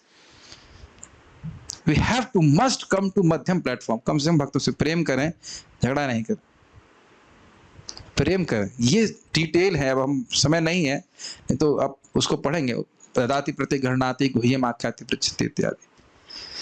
खैर, सभी के चरणों में वह, जिसमें श्रीवास ठाकुर जी प्रधान है, वह सहस्त्रों हजारों प्रणाम कर रहे हैं। अद्वैत आचार्य प्रभुर अंश अवतार, तार पाद पद में कोटि प्रणति अमार। अभी तक भक्तों को, गुरु और भक्तों को प्रणाम किया। अब ये भगवान के ईशावतारकान, भगवान के अवतार को प्रणाम कर रहे हैं। अवतार आप जानते हैं भगवान विष्णु के वह एक्सपेंशन या विस्तार, जब वो भौतिक प्रकृति के संबंध में कुछ कार्य करते हैं तो उन्हें अवतार कहा जाता है। तो अद्वैताचार्य जी आपने सुना था ना, माया सृजते अधः, माया के द्वारा जगत की सृष्टि करते हैं, तो इसलिए अद्वैताचार्य जी को अवतार कहा जा रहा है। वो प्रभु के अंश अवतार है, भगवान के अंश अवतार है। तो ईश अवतार कौन हो गए? अद्वैताचार्य जी। उनके चरणों में नमस्कार कर रहे हैं। क्या समझ पा रहे हैं सब? लेफ्ट राइट सेंटर ऊपर ओएसटी हो रहा है, होने दीजिए, सुनते रहिए। नित्यानंद राय प्रभुर स्वरूप प्रकाश, तार पाद पद्म वंदो जार मोहि दास। तो नित्यानंद प्रभु जो हैं वह भगवान के स्वरूप के प्रकाश हैं, ये बात बोल रहे हैं। तो नित्यानंद प्रभु कौन है? अब तक किसी को कुछ समझ में आया नित्यानंद प्रभु कौन है? खुशी, आपको पता है कि नित्यानंद प्रभु कौन है? कौन है नित्यानंद प्रभु? Very good, Balram ji. और बलराम जी किसके विस्तार हैं? कल नहीं मिलेगा ब्रेकफास्ट इसको। संकर्षण, आपका भी ब्रेकफास्ट कैंसिल। बलराम जी कल आप बनाइएगा लेकिन खाइएगा मत। कृष्ण के, यस, कृष्ण के प्रथम विस्तार बलराम जी, वही नित्यानंद प्रभु। अब आप सोचिए, हम पढ़ाते पढ़ाते मरे जा रहे हैं लेकिन ये कालू मालू सीख नहीं रहे। अरे ये तो हमें तो महाप्रभु के बारे में सिखा रहा है। नहीं सीखेंगे आप? नहीं सीखेंगे, कोई बात नहीं, घबरा जाते हैं आप लोग, ठीक है, ओके। गदाधर पंडितादि प्रभुर निज शक्ति, तासबार चरणे मोर सहस्र प्रणति। गदाधर पंडित आदि ये प्रभु की निज शक्ति। अब ये बड़ा रहस्यमय है। गदाधर पंडित जी राधा रानी के अवतार है और ललिता जी के सम्मिलित अवतार है। समझ में आता है आदि क्यों बोला है? क्योंकि अन्य गोपीगण भी श्रीमन चैतन्य महाप्रभु की लीला में अवतरित हुए। जैसे गदाधर दास भी एक गोपी के अवतार है। ये एक अद्भुत बात है कि आज सुबह ही मुझे बात मालूम चली। ये आदि पे मैं नोटिस नहीं किया था। जो कल की बात थी उसको लेकर मैं रिसर्च कर रहा था कृष्णदास का गौर गणोदेश दीपिका में, तो वहां ये बात जहां आती है कि जहां पे गदाधर पंडित जी का वर्णन होता है, उसके बाद अन्य उनके और जो पार्षद हैं वह सब शक्ति, वहां पे जो गोपियां इत्यादि उनके वह उनके वो अवतार हैं, तो उन सभी को वह भगवान की निज शक्तियां हैं। श्रीमती राधा रानी भगवान की निज शक्ति हैं, उनकी विस्तार गोपियां हैं, तो उनको प्रणाम कर रहे हैं और वो सब महाप्रभु के अंतरंग पार्षद हैं। तसबार चरणे मोरे सहस्त्र प्रणति, उनको हजार हजार प्रणाम कर रहे हैं। आप कृपया ये मत बोलिएगा पहले तो करोड़ों कोटि नमस्कार और यहाँ हजार नमस्कार, वो एक ही मतलब है। कोटि नमस्कार है, हजार नमस्कार मतलब बारंबार नमस्कार कर रहे हैं। मतलब समझ रहे हैं आप? जब आप अत्यंत कृतज्ञ होते हैं तब हृदय से ये सब बातें बोलते हैं। प्रभु जी आपके चरणों में कोटि कोटि दंडवत। खाली ऐसे बोलते नहीं, कोटि कोटि दंडवत प्रभु जी आपके चरणों में, आपके चरणों में कोटि कोटि दंडवत प्रभु जी। ये तो एक फॉर्मल हो गया हृदय से कि व्यक्ति सोचे हाँ आपने वाकई मेरा बहुत उपकार किया। ये भावना लेकर के कृष्णदास कविराज गोस्वामी बोल रहे हैं। समझ रहे हैं? गौर किशोर दास बाबा जी महाराज कहते हैं कि पूरे ब्रह्मांड में एक शुद्ध भक्त मिलना कठिन है। ये तो महाप्रभु की कृपा है कि पूरी टोली की टोली घूम रही है। पूरी टोली की टोली, टोली समझते समूह का समूह। जिन भक्तों का दर्शन भी दुर्लभ है वो एक भक्त का पूरी टोली लेकर के महाप्रभु घूम रहे हैं। श्री कृष्ण चैतन्य प्रभु, ये समझ में आया? तत्शक्ति की व्याख्या है। श्री कृष्ण चैतन्य प्रभु स्वयं भगवान, ताहार पदार विंदे अनंत प्रणाम। स्पष्ट समझ में आया? श्री कृष्ण चैतन्य महाप्रभु कौन है? वो स्वयं भगवान साक्षात भगवान श्री कृष्ण हैं। उनके चरण कमलों में अनंत प्रमाण है, सॉरी प्रणाम है। सावरणे प्रभु रे करिया नमस्कार, इच्छायते हो यछे करिए विचार। सावरणे प्रभु, जरा बताइए इसका अर्थ क्या है? सावरणे प्रभु रे करिया नमस्कार, इच्छायते हो यछे। पार्षदों सहित पूरा पढ़ो। भगवान चैतन्य महाप्रभु तथा उनके समस्त पार्षदों को नमस्कार करने के बाद अब मैं उन 6 विविधताओं की एकता की व्याख्या करने का प्रयत्न करूंगा। इसकी व्याख्या हम कल करेंगे। आज भी 8 बजे ही रुक जाते हैं क्योंकि कल नहीं करेंगे। कल होटल में कार्यक्रम है, तो वहाँ पे हम लोग कुछ और हल्का फुल्का टॉपिक ले लेंगे। इतना तो हैवी नहीं ले पाएंगे। यहाँ पे हल्का फुल से मतलब वो कुछ कर लेंगे। भक्ति वृक्ष करना चाहते हैं तो हम लोग पढ़ सकते हैं, लेकिन अभी हम पहले पारायण कराएंगे 14 श्लोकों का। तो यहाँ तक किसी का कोई प्रश्न है मैं तो ले सकता हूँ। केशव सखा प्रभु, यू हैड अ क्वेश्चन? आप माइक तब तक पहुंचाइए, तब तक मैं इधर भक्तों को कोई प्रश्न ले सकता हूँ। अच्छा, इससे पहले मैं कुछ प्रश्न करना चाहता हूँ। हमने गुरु मतलब क्या सीखा? शिक्षा गुरु, दीक्षा गुरु, ठीक। भक्त मतलब शिवास ठाकुर आदि जिनमें प्रधान है वो सब भक्त। निज शक्ति गदाधर पंडित, और उनके भगवान के प्रकाश कौन थे? प्रकाश नित्यानंद प्रभु। उनके अवतार अद्वैताचार्य जी। और भगवान कौन? श्री कृष्ण चैतन्य महाप्रभु। ये 6 को प्रणाम कर रहे हैं। इनके बारे में हमको समझ में आ गया। हाँ, अभी मैं इधर प्रश्न देख लेता हूँ, फिर आपका प्रश्न देखेंगे। Higher energy entered, I don't know what does it mean. प्रभु जी, मैं जब नाम करता हूँ तो हूँ या और कुछ भी जिससे भगवान कृष्ण की सेवा प्रत्यक्ष रूप में करता हूँ, तो क्या कृष्ण भी उससे प्रत्यक्ष रूप से एक्सेप्ट करते हैं? ये मैंने सुबह बता रहा था। The person whom you have called is busy in another call। ऐसा भगवान के संग कभी नहीं होता है। समझ में आया आपको? फोन करते हैं ना आप जिस व्यक्ति को क्या कहते हैं इसको, फोन करने का प्रयास कर रहे हैं, वो किसी दूसरी कॉल में व्यस्त है। ऐसा कभी नहीं होता है। आप कहीं और व्यस्त हो। ए हरि बोल, ए रघुपति प्रभु, आप रघुपति प्रभु को बुला रहे हैं, लेकिन रघुपति भगवान सुन रहे हैं। मुझे कौन बुला रहा है? समझ रहे हैं? पता नहीं ये बात पे सबको समझ में क्यों नहीं आती है।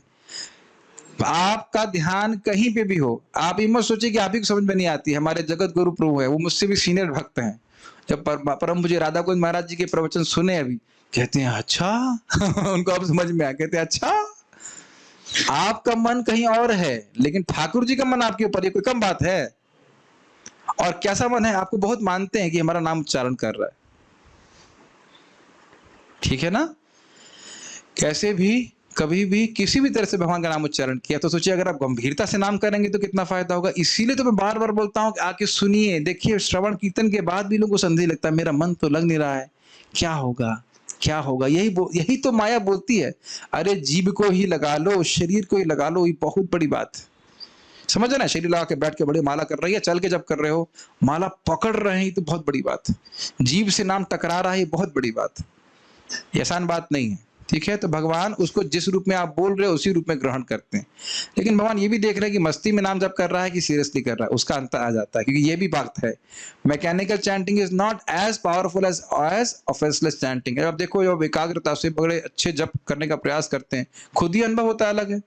और ये भी है कि हरे कृष्ण राम राम हरे हरे हरे कृष्ण, वह भी बहुत अच्छी है, अच्छी बात है। लेकिन आप देख सकते हैं कि उसका प्रभाव अपने चित्त में अलग प्रकार से अनुभव करते हैं। आज ही मैं देखा, एक 2 माता जी प्रभु, ऐसे माता जी बैठी हुई हैं, जप चल रहा है, और जप चल रहा है और गप भी चल रहा है। ये जो स्टाइल है ना क्रिकेट मैच देखने का, ये आप देखिएगा, आप इस प्रकार से बैठे हैं, हरे कृष्ण हरे कृष्ण, ये आपकी मनस्थिति को प्रदर्शित करता है। जब हम इस प्रकार से जैसे हम बैठे हैं, ये आपकी मनस्थिति को प्रदर्शित करता है। आप इसको अवॉइड नहीं कर सकते। अगर मैं एकदम सजग होकर बैठा हूं, तो ये मेरे मनस्थिति को प्रदर्शित करता है कि मैं ध्यान पूर्वक जब करना चाहता हूं। जब ध्यान पूर्वक न करने की महिमा ये है, तो जब आप एकाग्रता से करेंगे, अच्छे से करने का प्रयास करेंगे, तो कितनी भगवान कृपा करेंगे आप कल्पना नहीं कर सकते, ठीक है? तो अच्छे से करेंगे, भगवान हर प्रकार के नाम को स्वीकार करते हैं। ओके,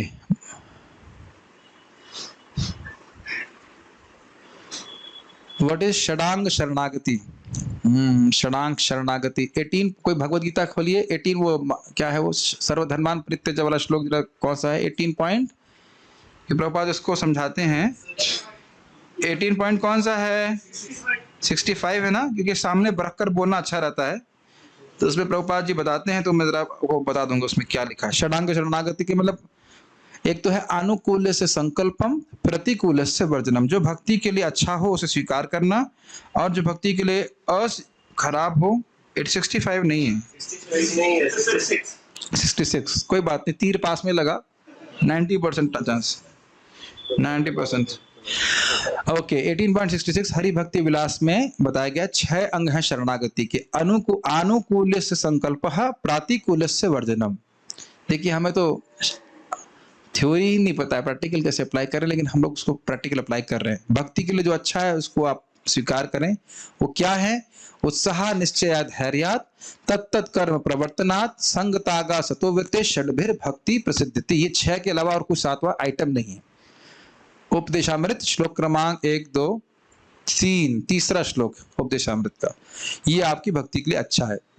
प्रातिकूल से वर्जनम, जो भक्ति के लिए खराब हो उसको नहीं करना है। क्या है? अत्याहार प्रयासश्च प्रजल्प नियमाग्रह जनसंगश्च लौल्यम च षड्भिर भक्ति प्रसिद्धति। उपदेशामृत श्लोक क्रमांक 2, सॉरी विनश्यति। अगर प्रसिद्धति होता तो आसान होता है, लेकिन विनश्यति, भक्ति नष्ट होती है। उपदेशामृत ग्रंथ है, इस्कॉन के द्वारा छापा गया है, मतलब श्रील रूप गोस्वामी जी के द्वारा, और उसको प्रकाशित किया है प्रभुपाद जी ने। रक्षस्यति इति विश्वासो, कृष्ण मेरी रक्षा करेंगे, विश्वास का पालन करना होता है। गोतृप्ते वर्णम तथा, बहुत नम्र होना होता है। आत्मनिक्षेप का, गोतृप्ते मतलब कृष्ण मेरे पालक हैं, क्षमा कीजिएगा।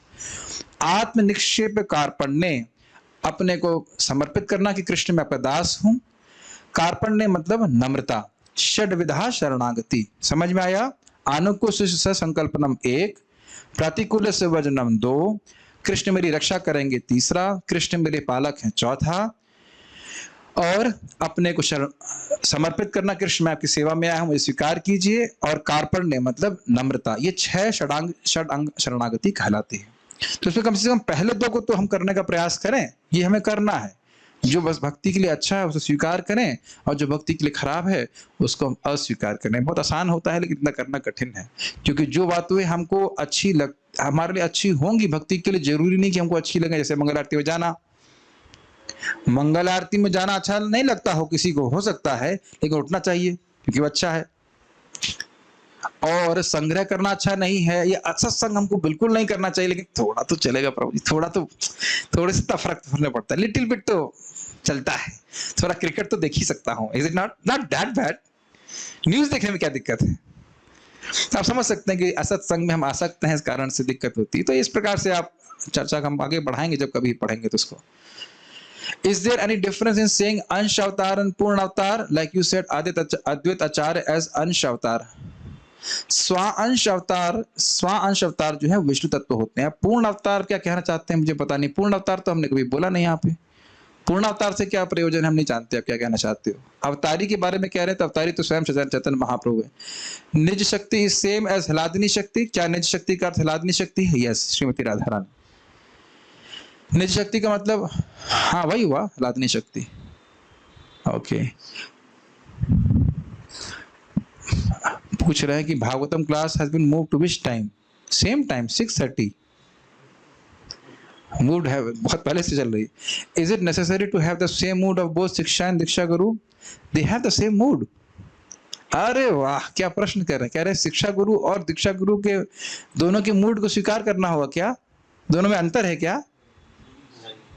अब आप सर्क हो जाएंगे, दोनों में अंतर कैसे हो सकता? अंतर कैसे हो जाएगा? क्या थोड़ा सा अंतर हो जाएगा? अरे ये बताइए। नहीं, मूड भाव की बात कर रहे हैं। दीक्षा गुरु चाहते हैं कि हम जगत में सड़ते रहें, और शिक्षा गुरु तो अंतर क्या हो गया शिक्षा में? अभी घबराइए मत, सब बातें अभी एकदम क्लियर होने वाली हैं आगे।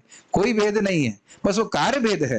कार्य अलग अलग थोड़े से तरह से कर रहे हैं, लेकिन दीक्षा गुरु भी यही कर रहे हैं कि उद्धार हो, और शिक्षा गुरु भी उद्धार करने के लिए। I have corrected you already. यहाँ प्रश्न समाप्त।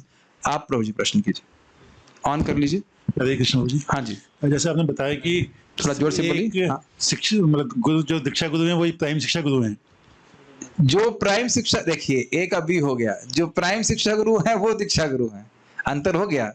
जो दीक्षा गुरु है वही प्राइम शिक्षा गुरु है, ये नहीं बोला जा रहा। जो प्राइम शिक्षा गुरु है वो दीक्षा गुरु, वैसे ज्यादा अंतर नहीं हुआ बात में, लेकिन कहने डिफरेंस ये है कि पहले शिक्षा ग्रहण करिए फिर दीक्षा ग्रहण कीजिए।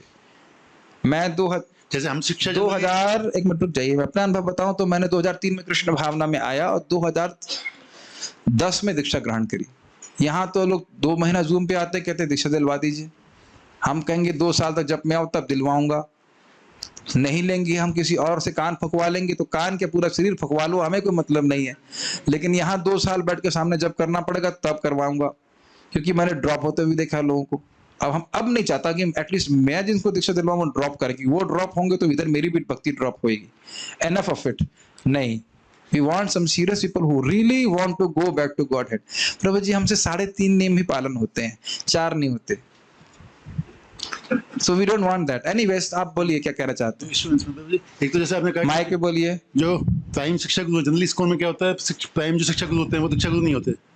ओके, अब इनका प्रश्न ये है कि ये मुझे पता था कि ये प्रश्न होगा। देखिए इनका प्रश्न ये है कि जो हमारे मुख्य शिक्षा गुरु होते हैं वो हमारे दीक्षा गुरु नहीं होते। ये ऐसी बात नहीं है जनरली, नहीं जनरली वो जनरल गलत हो रहा है, ऐसा होना नहीं चाहिए। प्रभुपाद सिद्धांत नहीं बता रहे। जैसे मैं, जो लोग हिंदी जानते हैं, मैं उनको परम पूज्य राधा गोविंद महाराज जी को बोलता हूँ से दीक्षा लेने के लिए बोलता हूँ। और पहले क्या बोला आप लोगों को, प्रवचन सुने ना आप लोगों ने, और अब भी सुन रहे हैं। आप आश्चर्य करेंगे, परम मेरे एक मित्र हैं, नाम नहीं रख रहा हूँ, उनकी महाराज जी से दीक्षा हो गई, राधा गोविंद महाराज जी से, और लेक्चर नहीं सुने थे उन्होंने। तब मैंने कहा लेक्चर सुनो, जब सुने तो कहते हैं अब मुझे लग रहा है मेरे गुरु महाराज हैं। Quite good, quite nice understanding. साधुओं से शिक्षा का संबंध होता है। गुरु महाराज के दर्शन कर लें, गुरु महाराज के दर्शन कर लें। अरे गुरु महाराज जो दर्शन दे रहे हो तो ग्रहण नहीं कर रहे तुम। आज हमने गुरु महाराज संग फोटो, देखो मेरा फोटो है, इस भावुकता से बाहर निकले। गुरु महाराज बोल रहे हैं जब मैं मत सो। एक माता जी को हमने दीक्षा दिलवाई, खूब सोनी थी, खूब डांट लगाई। मैंने कहा माता जी मैंने दीक्षा दिलवाई, आपको मेरा नाक काट मत कटवाओ। अब कम से कम सोना बंद किया हमने। तो मेरी बात समझ रहे हैं कि ठीक है, मान लीजिए मैं किसी को गाइडेंस दे रहा हूँ, भक्ति करवा रहा हूँ, तो मैं तो दीक्षा गुरु नहीं हूँ, मैं तो दीक्षा गुरु हूँ ही नहीं। तो अब जिनसे एटलीस्ट मैं कनेक्ट करता हूँ उनको बोलता हूँ कि पहले आप महाराज जी के प्रवचन सुनिए। नहीं तो आप कहेंगे अरे ये वैष्णव अरे बीमार कैसे पड़ गए, बस वहीं पतन हो जाएगा। वो हमेशा भगवान के संरक्षण में, वो तो भगवान केवल लीला कर रहे हैं अपने भक्त को, बस रखते हैं ताकि शिष्यों को सेवा का मौका मिले। नहीं तो कोई छू सकता है महाराज को? कोई नहीं छू सकता। तो आप मेरी बात समझ रहे हैं। तो आप जो बोल रहे हैं वो पॉलिसी इस्कॉन की है और उसमें कुछ मिस्टेक्स, इस्कॉन की पॉलिसी गड़बड़ नहीं, इसीलिए इस्कॉन डिसाइपल कोर्स करवा रहे हैं। ये लोग कहते हैं कि आप पहले शिक्षा गुरु को और अपने दीक्षा गुरु के प्रवचन सुनिए, उसके बाद आप शिक्षा ग्रहण कीजिए। और हमारे बहुत सारे स्टूडेंट हैं जो राधा गोविंद महाराज से दीक्षा नहीं लेना चाहते हैं, किसी और से लेना चाहते हैं। मैं तो नहीं रोक रहा हूँ, लेकिन मैं उनको यही बोलता हूँ कि आपको उनसे उनकी रिकॉर्डिंग्स अवेलेबल है, सुनिए सुनिए सुनिए सुनिए सुनिए वो क्या कह रहे हैं। Does it make sense?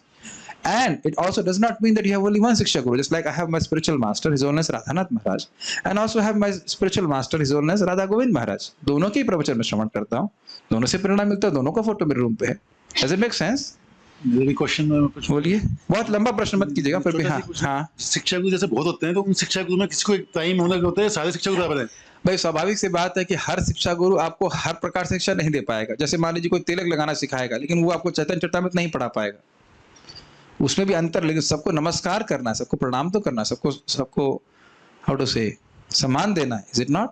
हे तुमने तो केवल तिलक लगाना सिखाया, हर किनारे से हर ऐसा नहीं, कोई प्रणाम करना सिखा रहा है। जैसे देखिए अभी मैं गुरु पूजा के लिए मंदिर में चला जाता हूँ तो कोई डिवोटी है ना, बोलते हैं सभी भक्त लोग प्रणाम कीजिए तुलसी देवी को, सारी नहीं, प्रभुपाद जी को प्रणाम कीजिए। वो सिखा रहे हैं कि आप प्रणाम करें, तो वह भी हमारे शिक्षक गुरु। We must learn to pay respects, then we advance very nicely. बहुत भक्तों का उपकार है, बहुत भक्तों का उपकार है हमारे पर। कभी कभी तो हम बाएं हाथ से खा रहे थे, पता भी नहीं था कि कौन से हाथ से खाना चाहिए, तो किसी ने सिखाया प्रभु जी ये दाएं हाथ से, तो वह भी हमारे गुरु है। और ये स्मरण करने लीजिए बहुत सारे गुरु है, तो कभी भी अनादर नहीं करना चाहिए। Can we have more than one prime शिक्षा गुरु? Yes, हमारे 2 से अधिक शिक्षा गुरु भी प्राइम भी हो सकते हैं, कोई दिक्कत नहीं है। और वो कभी झगड़ा नहीं करेंगे, अगर वाकई शिक्षा गुरु है तो आपस में झगड़ा नहीं करेंगे, कोई दिक्कत नहीं होगी। और आप देखेंगे लाइफ की स्टेज में देयर कैन बी डिफरेंट शिक्षा गुरु ऑल्सो। वैसे मान लीजिए शुरुआत में कोई भक्ति में लेके आया, उसको बहुत जानकारी नहीं है, लेकिन आपने उसको हरे कृष्ण मंत्र बताया, उसने उसने आपको हरे कृष्ण मंत्र बताया, पुस्तक दी, तो वो भी सम्माननीय है कि नहीं? भले हो सकता है वो आपको और ना सिखा पाए। जैसे आपके नर्सरी के टीचर को आप असम्मान करेंगे, क्यों केशव सखा प्रभु? नर्सरी पढ़े हैं ना आप? अब पता नहीं आपके नर्सरी के टीचर जिंदा है कि नहीं, लेकिन अगर जिंदा है, फॉर एग्जाम्पल दे रहा हूँ, नर्सरी के टीचर को मान लीजिए बहुत ज्ञान नहीं है, तो क्या हम उनको हमारे लिए असम्माननीय है? कुछ भी हो, पथ प्रदर्शक गुरु, पथ प्रदर्शक गुरु हो, तो किसी काम के नहीं ना। ज्यादा प्रश्न नहीं करिए, जो कुछ भी गुरु हैं, जो भी शिक्षा दे रहे हैं, जो बोल रहा है इधर जा रहा हो, तो वो सब हमारे लिए सम्मान है। किसी को भी असम्मान करने का बहाना मत ढूंढिए, कोई भी नहीं। Everybody who is teaching us, अरे जीव गोस्वामी क्या बोलते हैं भक्ति संदर्भ में, जिसने एक भी श्लोक सिखाया है वो हमारा शिक्षक गुरु है। एक भी श्लोक। हम कृतज्ञ नहीं, अब मैं आपको नहीं बोल रहा हूं, इन जनरल बोल रहा हूं, हम अपने हृदय में कृतज्ञता का अनुभव नहीं करते इस कारण से। इस कारण से मैं कोई कुछ व्यक्तिगत बात मेरे संग इसलिए मैं बोल रहा हूं कि मैं अब कैसे मैं अकृतज्ञ हो गया, कृतज्ञ हो गया। मैं बोल नहीं सकता, लेकिन it is very bad, I felt very bad, फिर मैंने क्षमा मांगा। Anybody who has done anything to you should be able to remember. ध्रुव महाराज ने 36,000 साल बाद अपनी मां का स्मरण किया कि उन्हें भगवान विष्णु की तरफ मुझे प्रेषित किया था, और तो कोई शिक्षा नहीं दिया था। तो ये एक महान भक्त का लक्षण है। जितना महान कोई व्यक्ति होगा, वो अपने ऊपर किए गए उपकारों को हमेशा याद रखेगा। Does it make sense? क्षमा कीजिए, मैं थोड़ा सा हैवी हो जा रहा हूँ इन सब बातों पे, लेकिन ये बहुत कठोर बातें हैं। बात सिंपल लगती हैं, लेकिन अपने भक्ति के जीवन के लिए बहुत इंपॉर्टेंट शिक्षाएं प्राप्त हो रही। सम्मान करो करना चाहिए। यस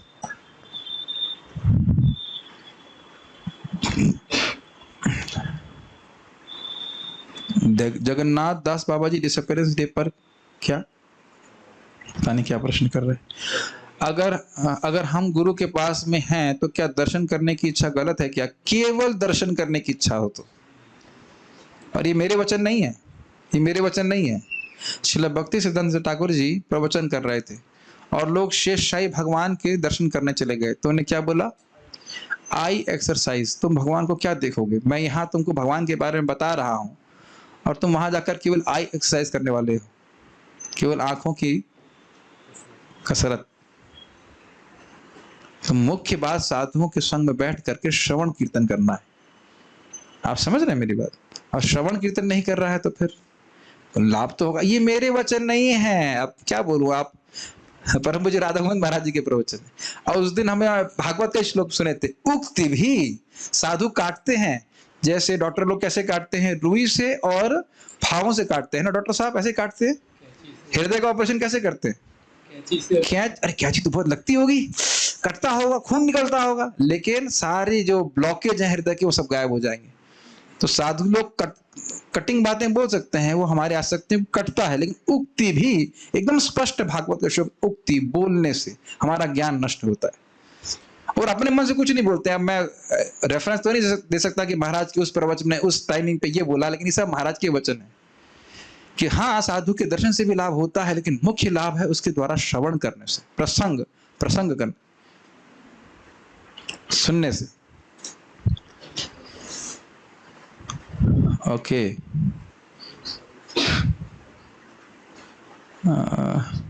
क्योंकि दर्शन का भी तो बहुत लाभ है। जरा बताइए कितना लाभ है? 1 मिनट, अब मैं डांट लगाने वाला हूं। साधुओं के दर्शन से क्या लाभ होता है? धीरज प्रभु आप बताओ, साधुओं के दर्शन से क्या लाभ होता है, क्या मिलता है, क्या हो जाता है? आपको विश्वास है कि साधुओं के दर्शन से कुछ फायदा होता है? हाँ, क्या फायदा होता है? जरा दीजिए माइक इनको। हाँ बताइए।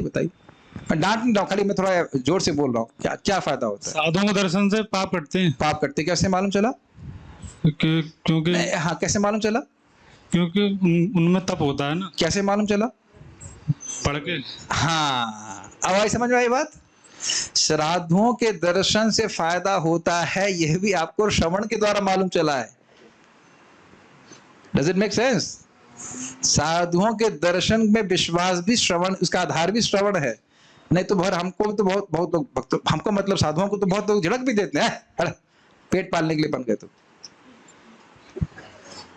समझ रहे हैं मेरी बात? तो जिसने प्रश्न किया है कि दर्शन का भी तो बहुत लाभ होता है, यस, दर्शन का बहुत अधिक लाभ होता है, दर्शन का, फिलॉसफी का, सिद्धांत का। कृष्णदास कविराज को इससे मिला है यहाँ पे, आप मिलोगे रघुपति प्रभु, आप तो काफी वृद्ध हो गए, जरूर मिले होंगे कृष्णदास कविराज गोस्वामी से। केशव सखा प्रभु, आप, माता जी, मेरी माता जी, आप मिली है कृष्णदास कविराज गोस्वामी से? और कोई वृद्ध व्यक्ति यहाँ पे? और आप देख रहे हैं सहज रूप से अनुभव, अच्छा उनसे नहीं मिले, प्रभुपाद से तो मिले होंगे ना आप लोग? आप देख रहे हैं ना, प्रभुपाद जी को केवल श्रवण करके हम उनके प्रति जीवन समर्पित कर रहे हैं। मैं थोड़ा एम्फैटिकली बोल रहा हूँ, साधुओं से संबंध केवल श्रवण के द्वारा मुख्य रूप से होता है। परम पूज्य राधा गोविंद महाराज से मुझे क्यों प्रेम है? श्रवण करके।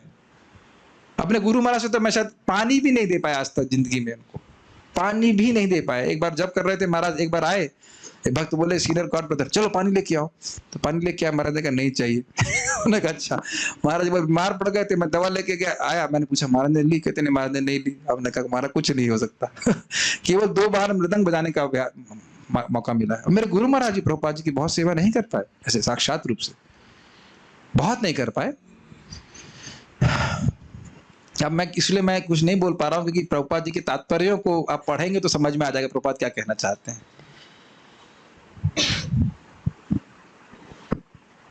ठीक है, बहुत सारी व्याख्या हम यहाँ पे नहीं कर रहे। अभी हम लोग छोड़ेंगे नहीं आप लोगों को, अभी हम पारायण कराएंगे। पारायण की फाइल भी आप लोगों के पास भेज दी गई है, नहीं तो आप लोग जूम पे देखिए।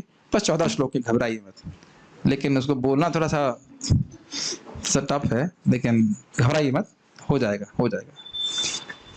ओके, अभी थोड़ा सुंदर रूप से सजाने का प्रयास किया है। पहला वाला तो आसान है, बेसंग बोलिए, वंदे गुरुन ईश भक्तान ईशम। नहीं मिला अब तक?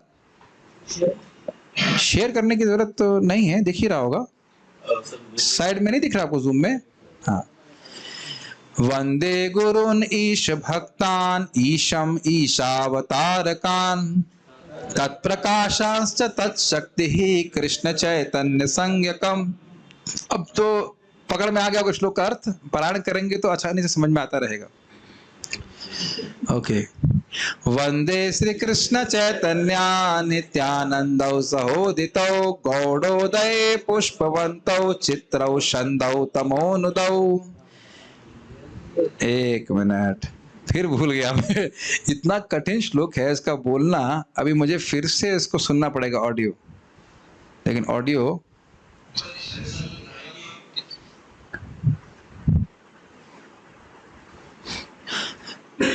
अब कल वाला ही प्रयास करते हैं, तो इतना to tough.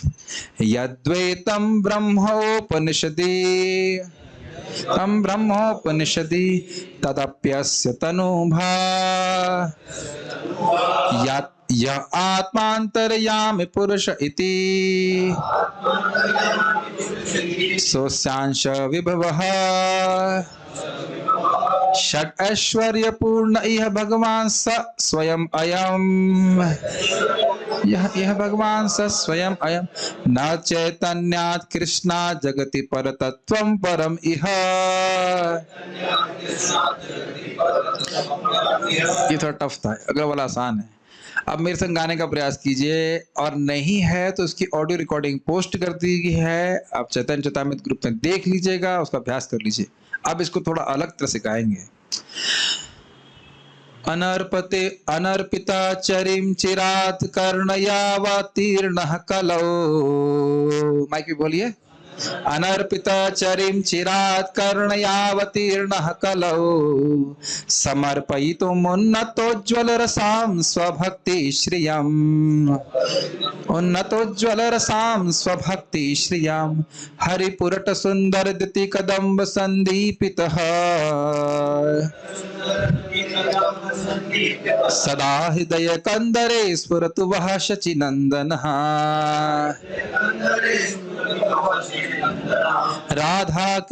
Radha Krishna Pranay विकृतिर्ह्लादिनी शक्तिरस्मा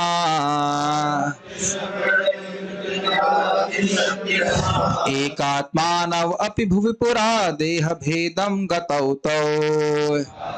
Speak in the mic. Somebody should speak in the mic. चैतन्याख्यं प्रकट मधुना तद्वयं चैक्यमाप्तम्। मधुना तद्वयं चैक्यमाप्तम्। राधा भाव द्युति सुवलितं नौमि कृष्ण स्वरूपम्। कृष्ण स्वरूप। अब थोड़ा आसान हो रहा है, इज नॉट, अभ्यास से आसान हो जाता है। श्री राधायः प्रणय महिमा कीदृशो वा नयैवा। प्रणय महिमा कीदृशो स्वाद्यो येनाद्भुत मधुरिमा, स्वाद्यो येनाद्भुत मधुरिमा कीदृशो वा मदीयः। स्वाद्यो येनाद्भुत मधुरिमा कीदृशो वा मदीयः। सौख्यं चास्य मदनुभवतः कीदृशं वेत्ति लोभात्। चास्य मदनुभवतः कीदृशं वेति लोभात्। तद्भावाढ्यः समजनी शचिगर्भ सिन्धौ हरिन्दुः। भावाड्य समझनी शची गर्भ सिंधु हरिंदो। क्यों भाई, अब कैसे बोल पा रहे हैं विपिन प्रभु? कल बोल रहे थे प्रभु जी इट्स टू लॉन्ग। अभ्यास से होता है बेटा, करने से होता है, ठीक है। जहां आपने बस किया, अब तो आसान है, आप सब लोग साथ में गाइए। संकर्षण कारण तो यशाई गर्भो दशाई चपयोभिषाई शेषश्च यशांश कलह सनित्या नंदाख्य रामः शरणं ममास्तु। मायातीते व्यापी वैकुंठ लोके पूर्णैश्वर्ये श्री चतुर्व्यूह मध्ये रूपं यस्योद्भाति संकर्षणाख्यं तं श्री नित्यानंद रामं प्रपद्ये। माया भर्त जांड संघाश्रयांगः शेते साक्षात्कारणमोधि मध्ये यस्यैकांशः श्री पुमानादिदेवः तं श्री नित्यानंद रामं प्रपद्ये। यस्यांशांशः श्रीलगर्भो दशाई यन्नाव्याप्यं लोक संघातनालं लोका सृष्टुः सूतिका धातुस् तं श्री नित्यानंद रामं प्रपद्ये। यस्यांशांशांशः परात्मखिलानां पोष्टा विष्णुर्भाति दुग्धाब्धिशायी श्रवणी भर्ता यत्करासोऽप्यनन्तस् तं श्री नित्यानंद रामं प्रपद्ये। महाविष्णुर्जगत्कर्ता मायया यः सृजत्यतः तस्यावतार एवायम् अद्वैताचार्य ईश्वरः। अद्वैतं हरिणाद्वैतात् आचार्यं भक्ति शंसनात् भक्तावतारमीशं तम् अद्वैताचार्यमाश्रये। पंचतत्वात्मकं कृष्णं भक्तरूप स्वरूपकं भक्तावतारं भक्ताख्यं नमामि भक्तशक्तिकं। हरे कृष्णा